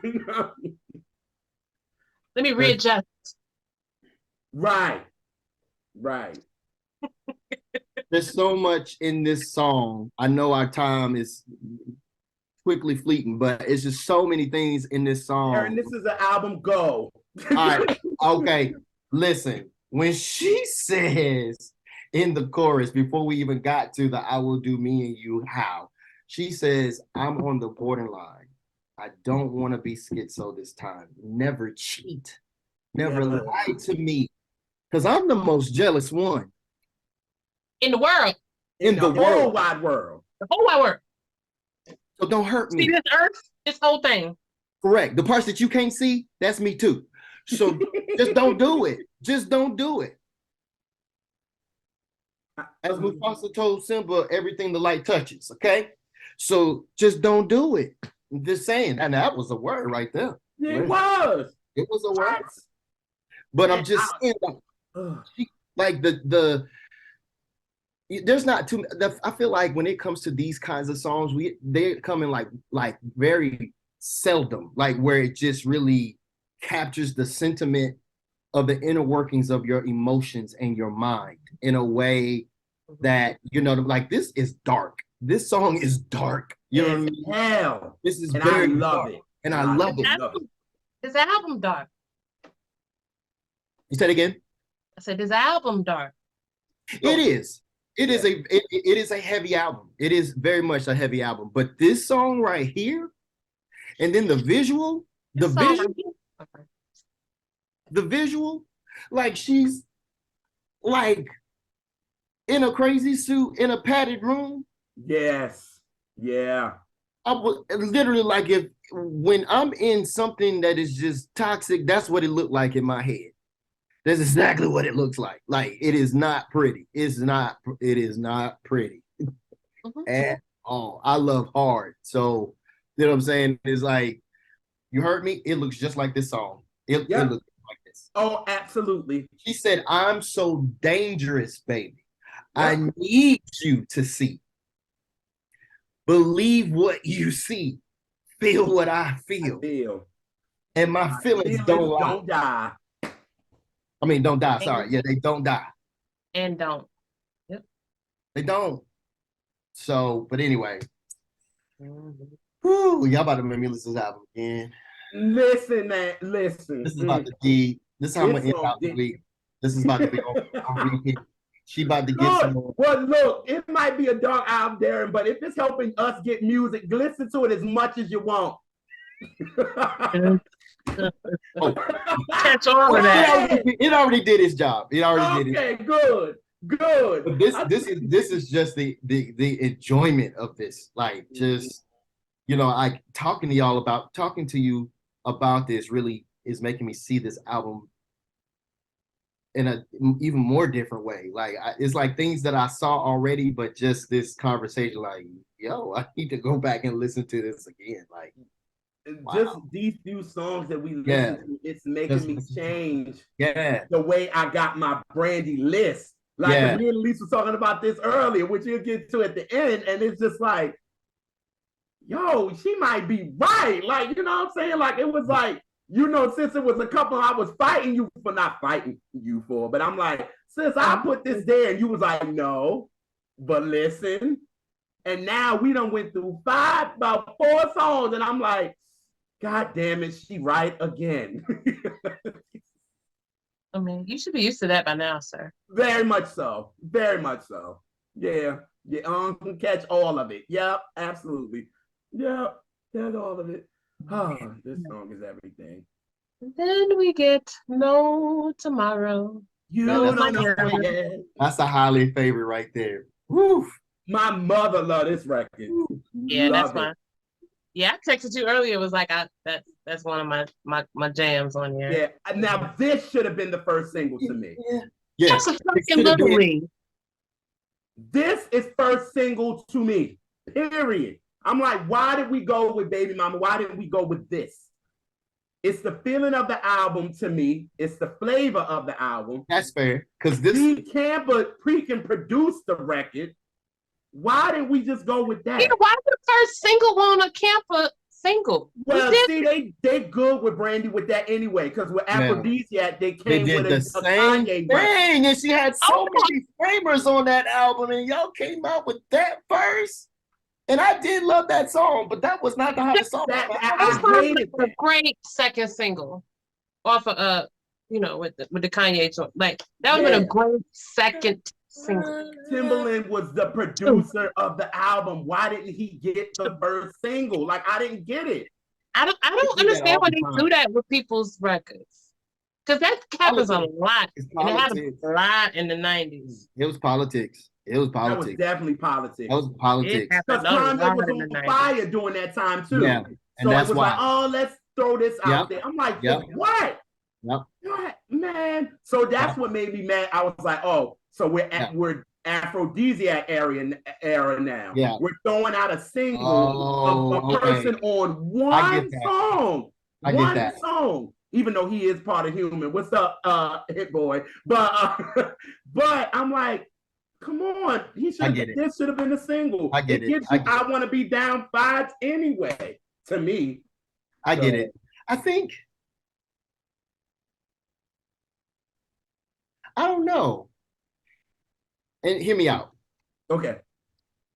I agree.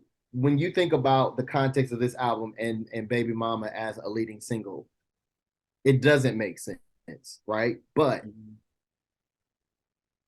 I feel like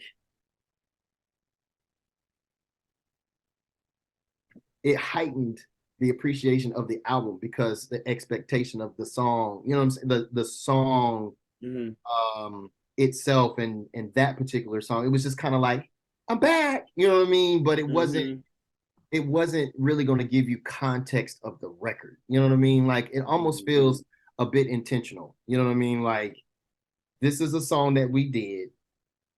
It is not necessarily in the context of this record, but we have Chance on here. You know what I'm saying? Like it's catchy to a degree. You know what I mean? It's commercial friendly-ish. You know what I mean? It was kind of like, let's go ahead and throw that one out there. You know what I mean? Just to put it out there, let it do what it do. I also still feel like because it was about her daughter. You know what I mean? Like that contributing factor. But I think, honestly, had she come out with something really strong, my expectations would have been extra high. I can respect that. You know what I mean? I can respect it. As opposed to, that was a decent song. It wasn't great. It wasn't horrible, but it was a decent song. So it was just kind of like, okay, I don't know what this album's going to sound like, but I'm just going. It kind of lowered my expectation, and I don't mean that in a negative way. Yeah, you know, when it's Brandy, we want her to win so bad, right? Come with it, Brandy. You just gotta come with it. But it already set the stage for me to be like, okay, you don't know what this album's going to be, so just take it as it is. Like that did that for me. So by the time the album actually came out, it was like, this ain't what I expected at all. You know, right? It exceeded the expectations. Yeah. Got it. You know who you reminds me of? When I always find a way to put my girl Janet in this. Always, every episode, every album. Ma'am. Thank you. No need for the cosign. Thank you. So what I was that they wanted her to come out with If.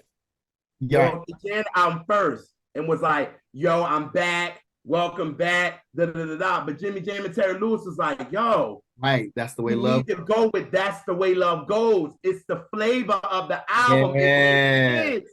And the lady was trying to fight her against it. And she was like, you know what? I want to go with That's the Way Love Goes. And the label said, okay, fine, we're going to do it. But you're going to wish we went with If. And they went with That's the Way Love Goes. And it was fucking huge. Yeah. And it gave you the flavor of what this new album was going to be. That's so true. That's so true. So for me, I think, like you said, Darren, before, it was like, okay, the label was like, this might work. You know what I mean? Her team and set there was like, yo, we got Chance the Rapper on it. You know what? Let's throw this out there. It's about your daughter. Boom, boom. Hit Boy just came off Nas King's disease. So this is going to work. Let's throw this out. Yep. And they just threw us a bone. It threw us a bone. They just threw us a bone. That's what I really. But you know what they could have did? They could have made this like a street buzz, like a buzz single to make like I'm back. They do that with Mary often. They give you a buzz. All the time. Yeah. And then it's like, all right. Then they give us a first single. I'm like, why couldn't they do that with this? I'm like, could have been this. But remember the context too is 2020. We're in a pandemic. Everything is locked down. We in the house. So they had to give us a visual. That's what had to happen. Enough said. You're right. It had to. Right. But No Tomorrow, that is the shit. Yes, it is. Absolutely. Let's get into it. You don't know it yet. I just love that. I love that. Melodically,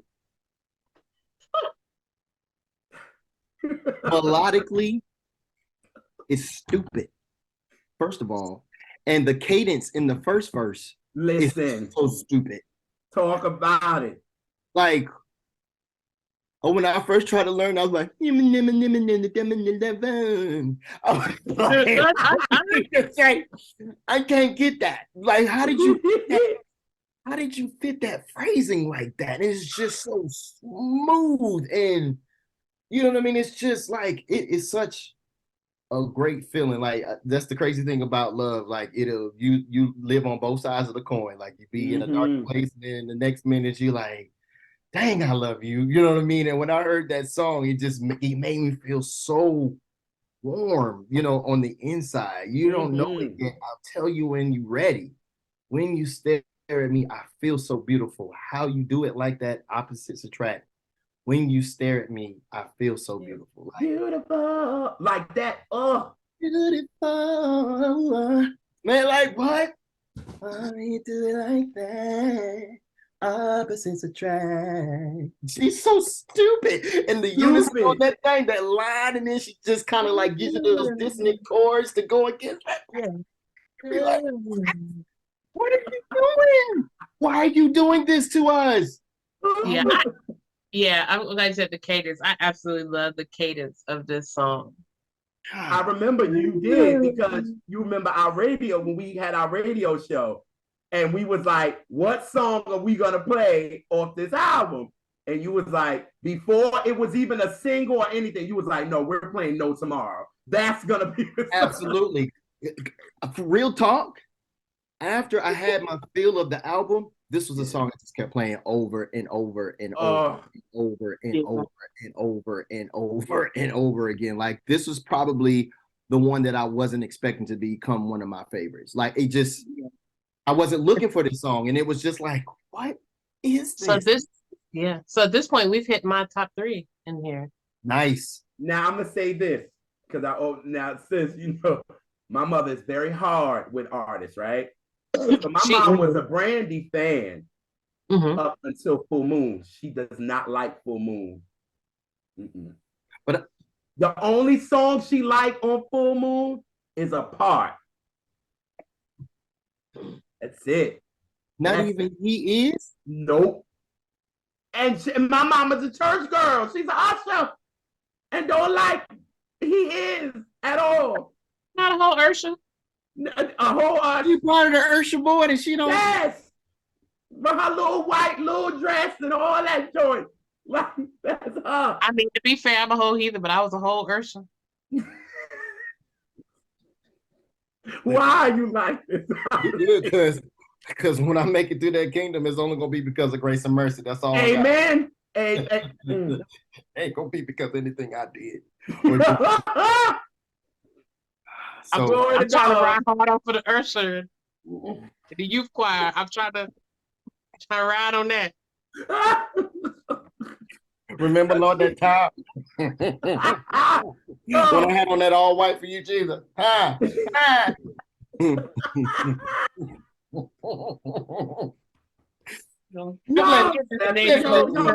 all right.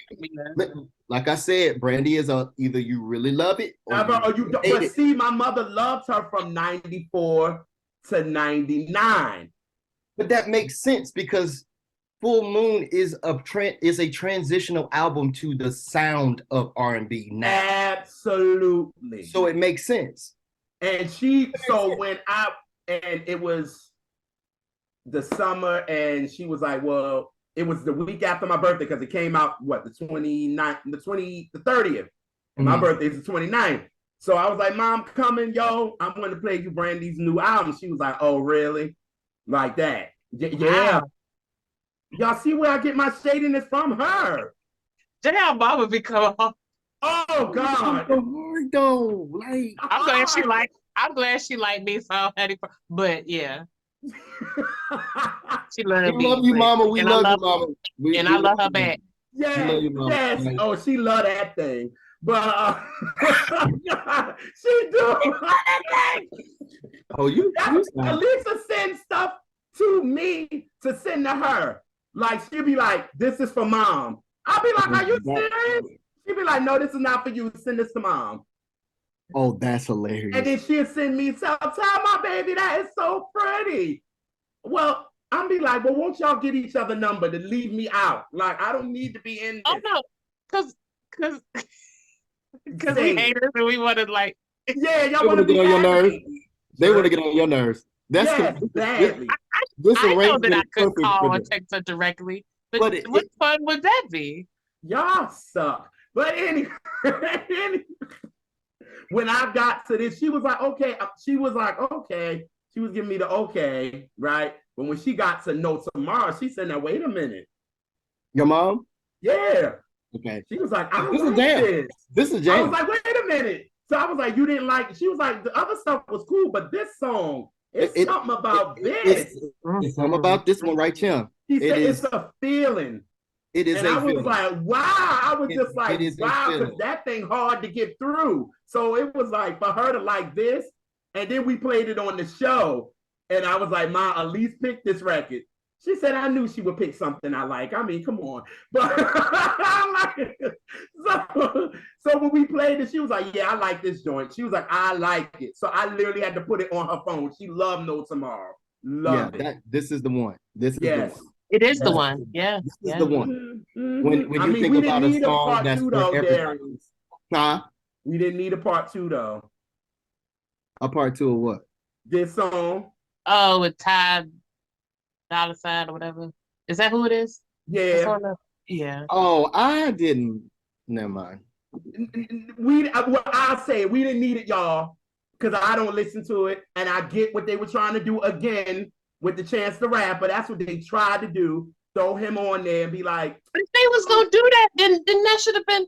Wasn't like I don't know what the kids. I'm horrible, but won't he a bigger act at that time than Chance as far as with the young folk? I don't know, but I didn't like it. So it seemed like they would have put this banger, and they could have put the tie, whatever, because that would have brought a certain attention to the album, and I would have respected that. Like, I don't personally like it, but you know, I think it would have had an appeal. You know, it would have had an appeal, but it was not my. No, it won't at all. It was no. She did fine by herself. That current rapper on there, it seemed like they'd have put that single first. Yeah, that makes sense. That makes sense. And put the No Tomorrow out for adult contemporary, and then put the one with him on it to the other outlets. Absolutely, that makes sense. But it wasn't my cup of tea. That wasn't. You could have even threw liquor in it, and I still wouldn't have liked it. So it wasn't exactly. No. My spoon, my bowl, no nothing. No. Okay. I didn't like that at all. I don't like it. But yeah, that's oh man. Yeah, she killed that. And that's a great like in the song when you stare at me, I feel so beautiful. That's a real thing. And that's real. That is like, I'm fine. Like I look in the mirror every day, but to have somebody that you care about like look at you and be like, damn, like that's a top tier feeling. Yes, it is. Yes, it is. I forget those days. I'm sorry. That's a good feeling right there. What they done? It is. That's a good feeling right there. Good. I like it. That's a good jam. That's good. Mm-hmm. Now this next song. Oh, I think you got something. You want to say? No. Oh. The next song, B Camper posted me and Chastity going off to this record. Because we was doing a review on it. Shout out to our sister Chastity in our R&B edition. We was doing a review on it, and we didn't know what the next song was because obviously the album only been out for like maybe a couple of days. So we was going through it, and she played it. We lost it when that beat came in. Baby, this song here, man. I'm on the fence because I'm under attack. Been on that fence and I ain't looking back. What? And ain't. I shan't. I questioned some things and I thought was a fact. I said some things I could never take back. Figures of speech, I put you on the map. Put you on the map, Brent. You talking her shit, yo. Brent. She like, nigga, I put you on the map. Correct. People know you because of me. How about that? Oh my God. Oh, you knew who she was going at with this. Put your name in the hat. Press. Acting up, but ain't no one else to show. Crickets. No, wait a minute. Yeah, I done had too much in this no one cares. Y'all. I am never like this. Ever. Man. Listen. She was cutting up in this song. Oh my God. She was cutting up in this song. To put that in my what I've been working to buy. You acting up and ain't even nobody here for your show.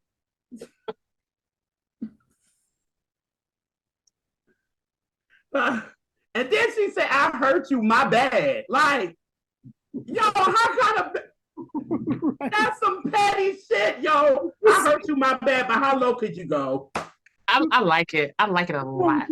You could tell that's I'm into this. That's a 40-year-old person talking. I'm trying to tell you because that I don't give a you know what game is strong. It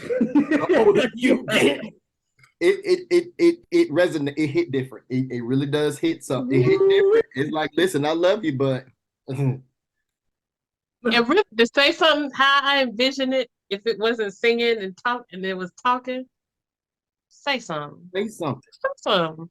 Exactly. Say it. To make me believe again.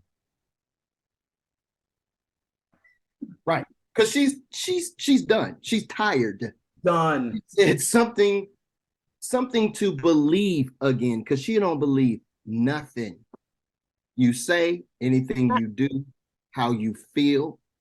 And then she rounds that out and lets you know, like, because you're gonna need me. And I guarantee you all three of us on this conversation have said that to somebody before. You don't remember this. You know how you done messed up?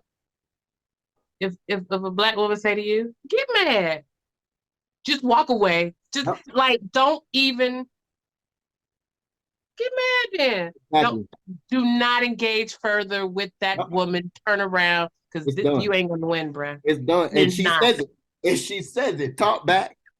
Take it back. Get mad. Matter of fact. Overthink. I do that. Should have learned. It's a rap, boy. Like, what? She don't care. She does not care. She's like, she's good. She's good. Like this on you. She is putting the onus on this man. It's on you. It's on you. It ain't on me. It ain't on me.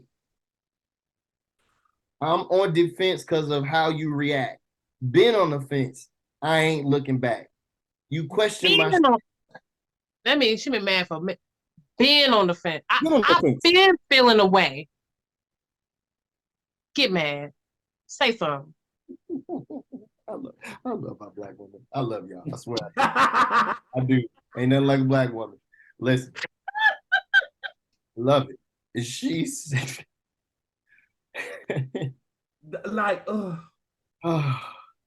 like words like this. Like, listen, when they say how over she is, if you look down, she said, you did some things, but I'm over all that. Yes. Figured I leave, and you right about that. Yo, Brandy was talking her shit, like, yeah, you right. Get mad. Get mad. Correct. Mind you, you done Let me say that away. Say something. I ain't even mad about that no more.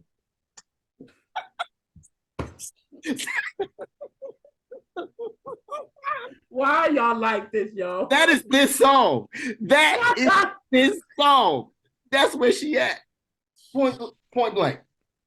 Ain't nothing else to say about that because that is hard facts. No. Hard facts. Yeah. When a woman's fed up, listen.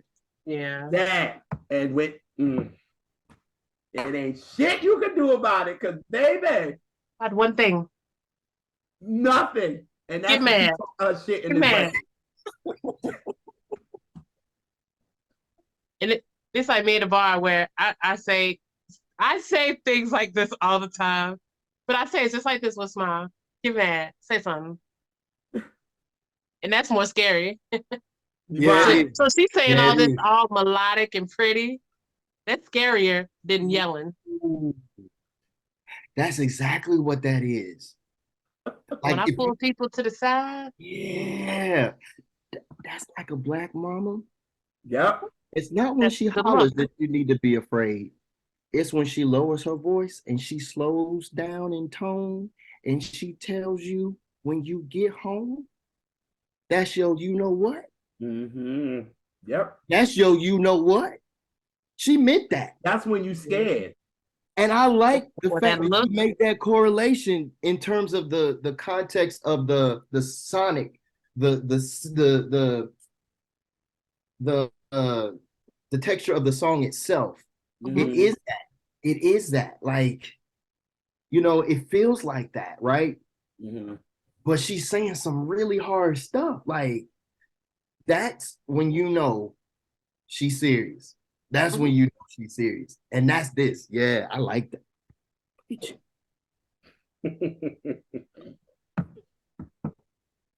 There's gonna been well, no, I love when she performed it at Soul Train when she did Heck this yeah. and Borderline, and she was the conductor, yo. Her little shit.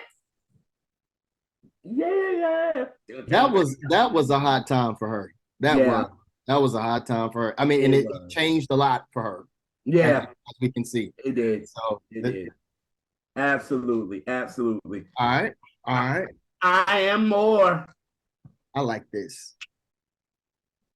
This her anthem. This her anthem. I like this song a lot. I love Brandy wasn't playing when she started off. Oh, Right. Right. I was like, where the fuck? Like, oh, Brandy for like real? Like, we starting like this? Like, oh, all right. And with the electric guitar and all that. Listen. Oh, yes. Brandy This was is another feel good too. This is another feel good. Yeah. It's another feel good song. She said cocoa butter for the scars. Listen. That's a very black line, first off. It's giving very, very melanin, much blackness. Yes. You know? Yes. Absolutely. Yes. You better talk about the butters in your song. Yes. I like to like her when you think about like a lot of the songs are like that. They don't fit like traditional song formation necessarily. It's not, you know, A B C. You know what I mean? It's does she's literally like defying when she puts her refrain. She, you know what I mean? Like her refrain hits after her chorus. You know what I mean? Before she goes to her second verse, like it's out of context of what we would expect, you know, song formation to be. Right.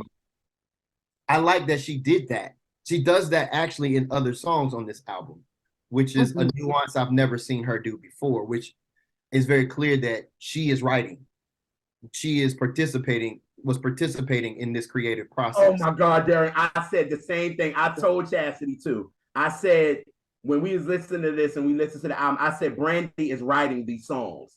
Yeah. It's not like somebody is sitting with her and she's like, yo, this is my life. You can write it and I can feel it. Brandy actually got her pen to the paper on this joint. Because I'm like, these songs, is the texture it is not what we're used to with her. That's why another reason why I didn't get it.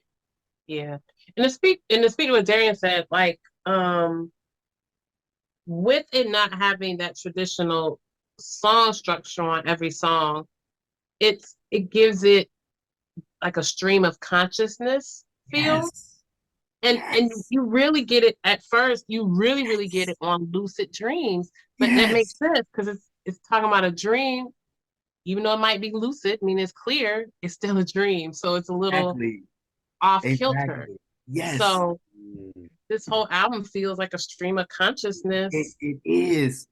You know, not only in the lyrics, but also in the melodies, in the harmonies, in the strong song structure or lack thereof of it. Yep.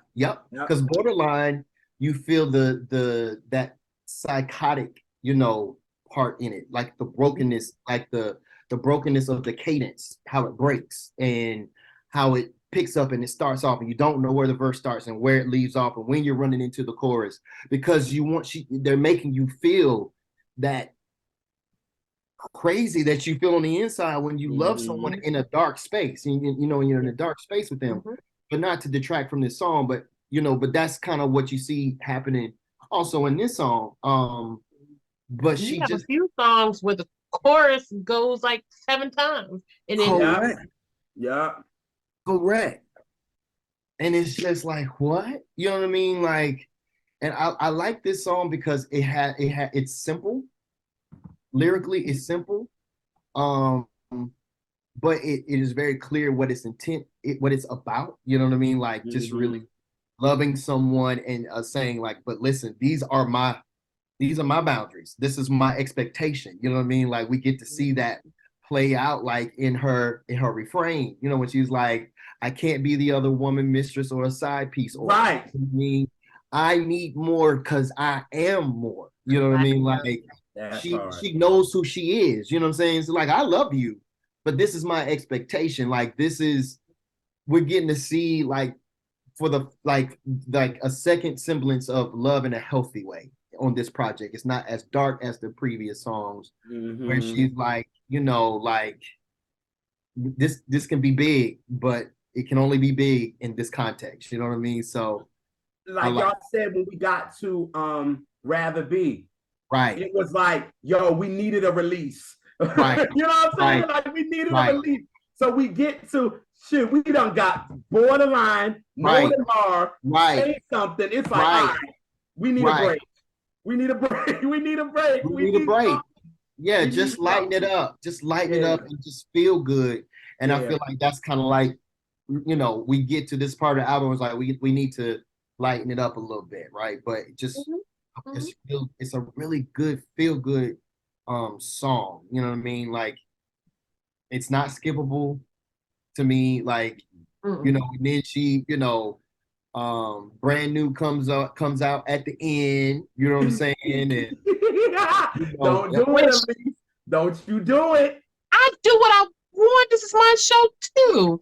No, you don't. John know good well he can't tell me what to do about it. I'm a woman of a certain age. You can't tell me to say something. See, I didn't know. Well, you know why? I thought Darien was gonna slip by it, because what I was gonna do was I was gonna be like, sis, you don't want to talk about your rap on this record? But Darien went right there, so good. I like this song so much that part don't even bother me. I'll tell you, I don't like people that's not like primarily a rapper rapping on songs. You bring this up every damn show. Oh, just like you bring up Janet. But live. Roll the beautiful bean footage. What? Every episode? Apologize later. Say something. Y'all should go through all of your episodes and just see, find them all, and have a whole episode many times that y'all repeat the same things over and over again. That would be fun. And Jay does this often, and he'd be like, I didn't say that. I'm like, okay, you didn't. And he's like, oh, yeah, I am more than that, Elise. I'm more than just what you're trying to give on this camera right now. I'm not talking get mad. He's saying a whole lot of She back. Get mad. Say something. That's when I get nervous, because she just said, get mad. You right. You got it. No, some moves. You got it. That's when I know I'm right. Like, okay. You right. This is mine. You got it, bro. You got it. What, you will receive a text tomorrow and be like, yes, sis, I'm sorry.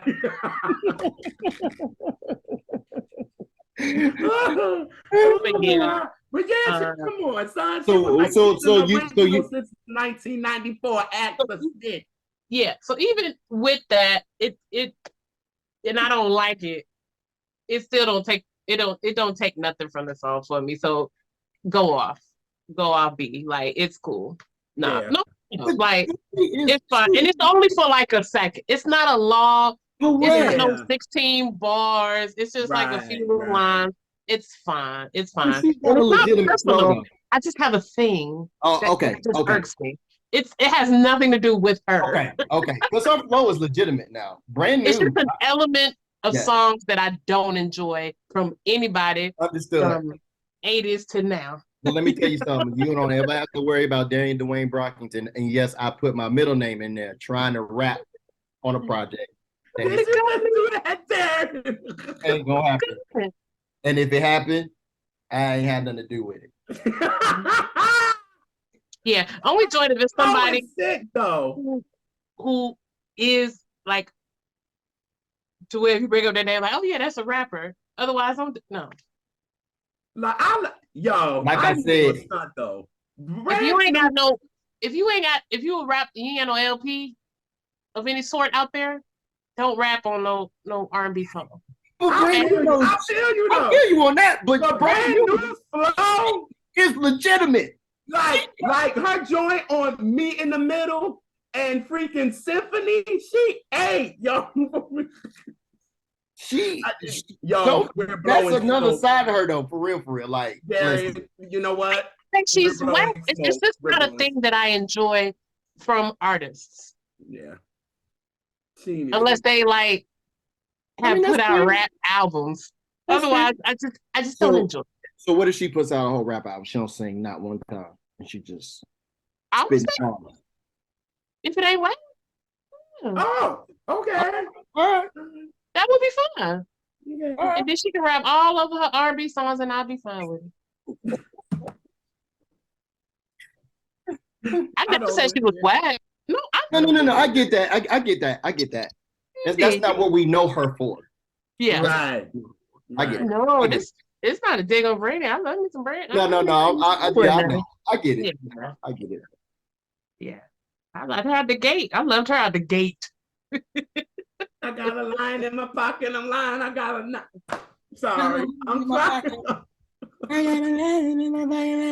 Yeah, come on now. Yeah, but I'm not mad at y'all for liking it.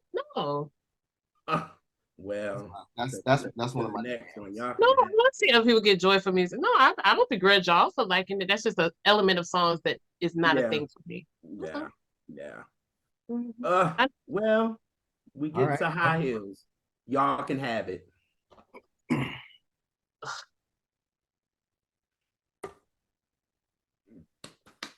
I'm out. Oh, sorry. You know what would make? I don't. I'm sorry to this man, but I just hate the production of it. Sorry to this man, you know. Sorry, Tampa. This is my least favorite song on this album. Yes. I did not skip it at first, but eventually I started to skip it. Sorry, I love you, Brandy. You know that, but this just ain't. I know you want the little cute thing with you and your daughter. I get it, but this was not the move. Not the one. I wish with me, it's not even the vocals or anything. The production bothers me. It's annoying. It feels like ringing in my ears, and I don't like that. It's like right intent, wrong song. Yeah. Yes. They were wearing heels. I wore sneakers to run away from this. I'm sorry. It wasn't that bad. No. When I heard this, I was like, no. You put on your Jesus sandals and you left. I left. I was out. I was like, I need me another spirit for real. Because I just... Jab put us some Nike slides. Right. With white socks. The size was a little dingy and everything. I hate you and you. Yo, and don't. No, I love y'all. But y'all right. Y'all right like shit. Like, this is one song I was like, no, Brandy, no. I didn't. You're right, because I don't have an opinion. I did. Really? That's why I said y'all can have it. I don't have an opinion. That's why I'm indifferent. what show was it what show was we was on? And I was like, I'm gonna tell you how I feel about this song. Nothing. What show was that?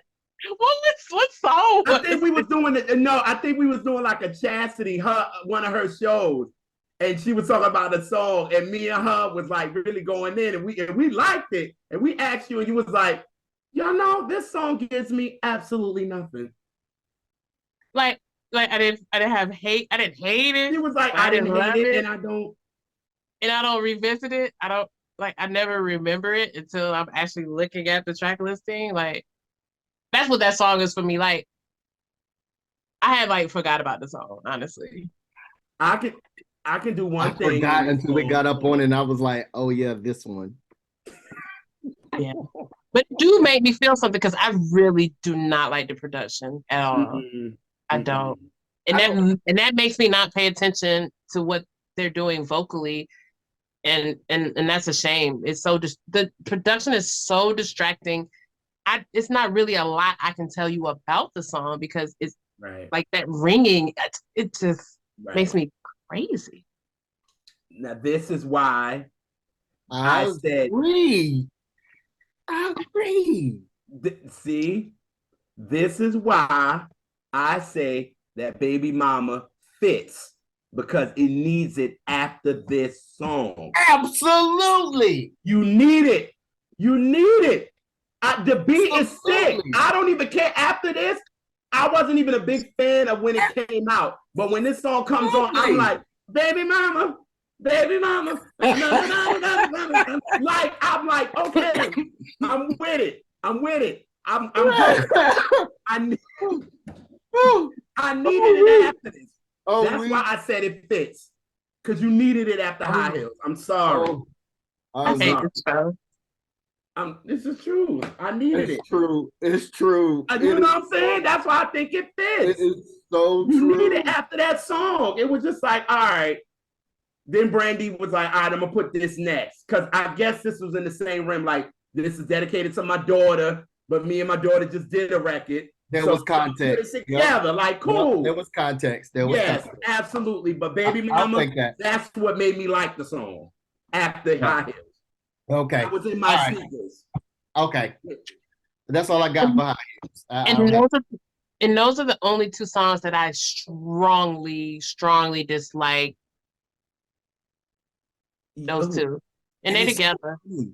It is so funny. So there's no other song that I feel that visceral negativity about whatsoever. No, not at all. I don't feel that way about it, but for all the reasons that you have given, it is not a memorable song for me. Like, I don't remember a lyric. I barely remember the melodies and how it goes. Like, I can hear certain parts in my head. That's kind of one of those songs that is playing and I'm thinking about something else. Like, I've tuned it out. It's still playing, but I've tuned it out. How you tell me on a song, I will find something in a song to like. I say you'll find record. I say you'll find some fuck shit in a song to make you like a record. Well, this one I couldn't find nothing. Damn, and JR will pull out. He be like, "Well, the chords from second 13 to 26 was hidden." And I be like, "Well, I mean." Never mind. I'm not even gonna say that out loud. I'm not gonna do that. He'll do that. But for him to say that, because I think I know what you're gonna say, but I'm not gonna say it either. Dad. JR don't like. Look, JR, he actually feel bad when he don't like. Right, and I feel from an artist that Darien, my mind is thinking about what I think you're gonna say, and I'm not. See, I didn't catch that, and that's the name of the show. Don't worry about it. We'll talk about it later. We'll talk about it later. We're gonna talk about it. Yeah, but JR really, if it's an artist that he really loves, like he feel away if he don't like a song. Like, he got to find something in it, and so he and I pick on him, but I get it. No, you don't want to hate. I just like to pick on him, and I tried like so much. I was like, ooh, even maybe the violin, like maybe I was just like. Wow. And like Elisa saying, the production is just all over the place. It's noisy. Loud. It's loud. Yeah, it's loud. Yeah. Yes, it's loud. Yeah, like I said, loud and it's noisy. Yeah, and it doesn't fit. It did not. It doesn't. I will say this: it did not complement Sarai in a way that it needed to. You know what I mean? Like the way the texture of her voice, it just didn't. It didn't let us really. She didn't get to resonate in the song. Like even as she did the backgrounds and the textures, you know, if you think about it, we want to hear from her, right? Because she's Brandy's daughter, and you know that didn't translate. Yeah, she should have made her kind of coming out song a soft song. Exactly. Exactly. Something it's like right intention, wrong song. Wrong song. Wrong song. Agreed. And that's all I'm going to say about that. Yeah. Love Again with her and Daniel Caesar.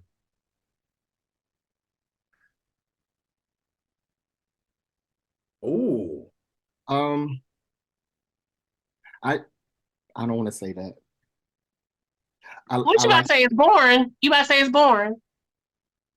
Or you don't say it's not very interesting. It don't sound bad, but it's boring. Yeah. It felt like a filler. It's pretty, but it's boring. It absolutely felt like a filler. It is pretty though. They sound good, but it's boring. They do. Yeah. It was a filler. And I how do I say this? And this is not to take anything away.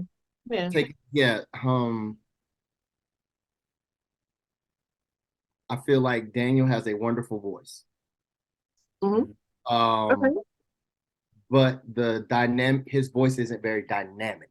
You know what I mean? And so he sings in the pocket, right? So guess what Brandy had to do? Yes. She had to come down here.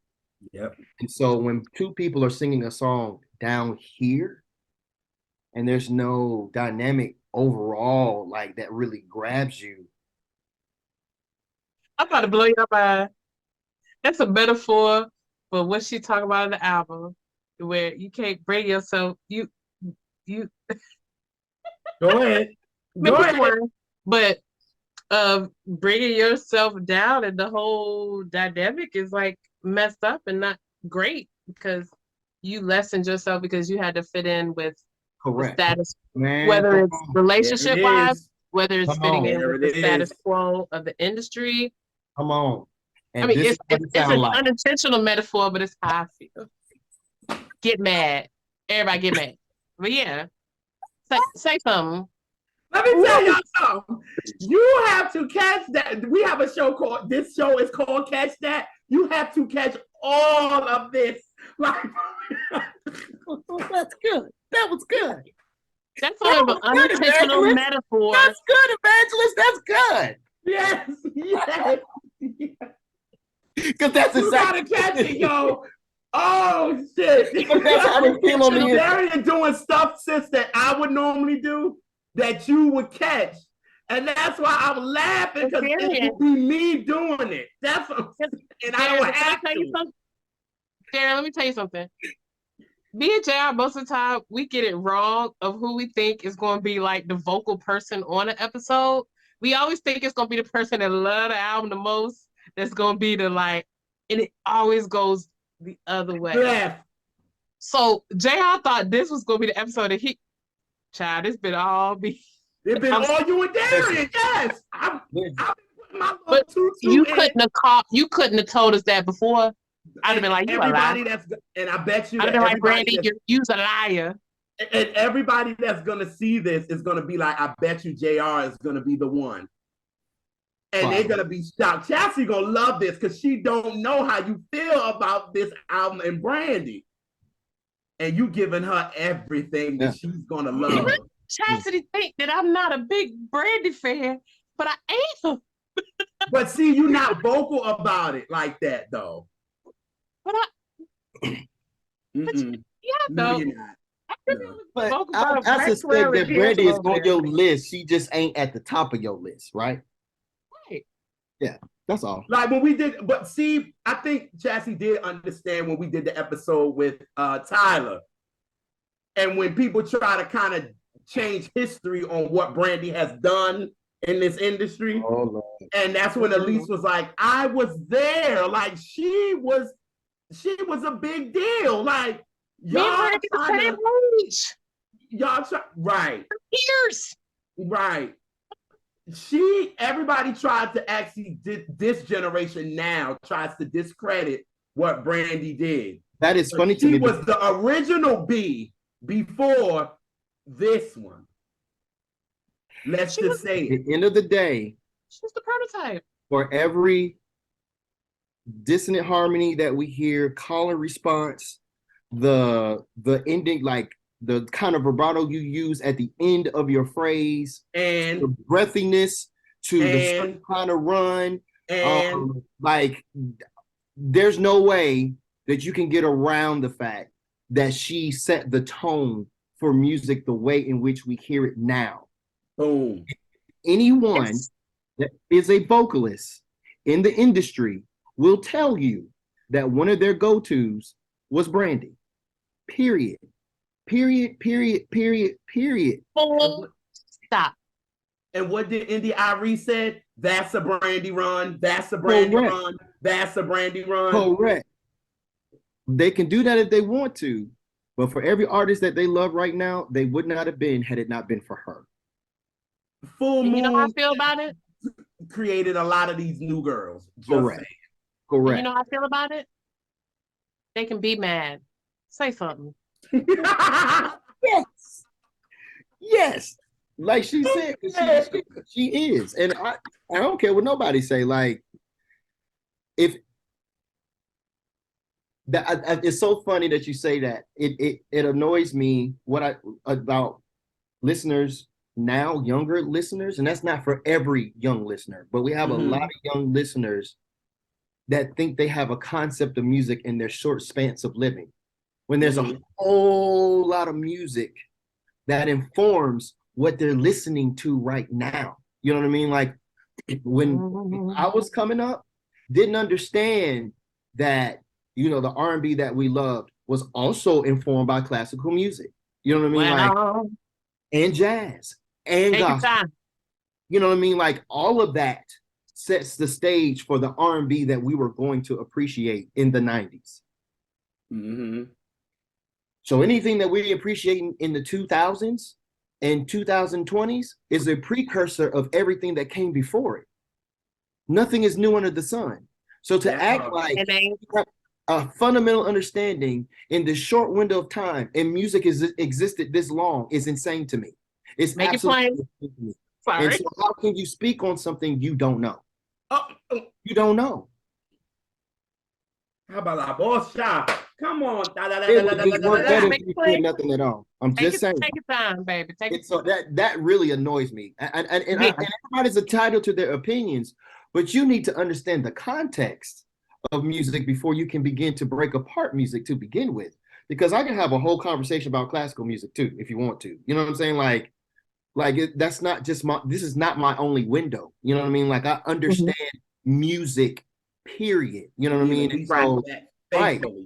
Yeah. And so if you don't have to know like every genre to be a true, student of music. But if you just only consuming what you hear on the radio and saying that is the standard for music as a whole, we got a problem. We got a major problem. And all these girls out here, like you said, they sound like little Brandys. They're little hybrids of Brandy and Beyonce. But yeah, that's very true. But their runs ain't that clear either. No, they could never. Ever. That's what. You know what? Anyway, we back. I've been sipping that was too the commercial much. break, I'm y'all. gonna be reckless with the mouth, and I don't want to hurt nobody's feelings. So listen, we done passed love again because we said it was cute. Yeah. And y'all know what JR cute is. Then now we have bipolar. It was a good closeout. Yes. It was a good closeout. It was basically letting us know, this album was a journey and this was the resolve. You know what I mean? Like, just that part where you come to yourself. You know what I mean? When you choose you, when you decide to love you, when you have major stance on the person you are, and you're not going to apologize for that. You know what I mean? It gives you the permission to let go of the weightiness, the heaviness, you know, the dysfunction, and all of those things that are easily attached to you because you don't have a good sense of self to begin with. Yeah. And I felt like this was that song. You know what I mean? For me, you know, it was just it was almost synonymous to a particular time in my life as I would continue to listen to this album, where I was making similar resolves. So, you know, the song, you know, it resonates for me too. Like, she starts off hard with it, you know what I mean? With the chorus, like, bye, bye, bye, bipolar. I don't really want no more disorder. Pretty boy in love got both shoulders colder. Cause you strung me like a thread, strung me like thread. I was damn near dead. And you fuck with my head like lead, Russian roulette. I understand that. And then she says, and I cried and cried and cried and cried and cried. And died and died and died and died. Ugh. Right? And now I'm high as a kite. So bye, bye, bye, bipolar. Right? Like, it's a simple song. But you don't need a lot of words to understand what she's trying to say, you know, and to catch it, you know. Yeah, I lived on this one for a second, you know. I had to shut a couple of things, but you know, that's the beauty of music. When you can't find the words to your situation, a song will. And when she ended it with that the part that gets me, when she said, I'm never saying never, and when she ended that never, I told y'all I'd never say never part 2, but listen, here she goes. What you said here there, she goes. I have a tattoo that says, where words fail, music speaks. See? And there it is. I love it. There it is. Okay, yeah. I'm about to get my tattoo game up. I only got one. You're right. I'm a late bloomer. See, you know, I just got mine this year. Are you Donnie serious, tattoo I showed you? The Donnie tattoo I showed you, I got it was my first tattoo at age 34. Wow. But that was still good. Yeah, which I think is better because you have more thought into what you're putting, so it's more. So I think that's a good thing. Yeah, exactly. So yeah, you just not. I put what I wanted when I was 20. That'd have been some. Yeah, it would have been dumb, and I would have been mad for the rest of my life. Oh, absolutely, yeah. No, when did I get mine? No, I got mine while I was in college. Both of mine, but it got my mom on one of my arms, and then the other one is that's not a mistake. So I could never be mad. Oh my. Okay. That's the jam we should have put out.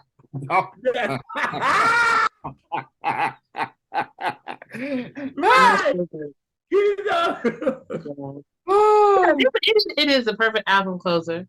Yeah. So,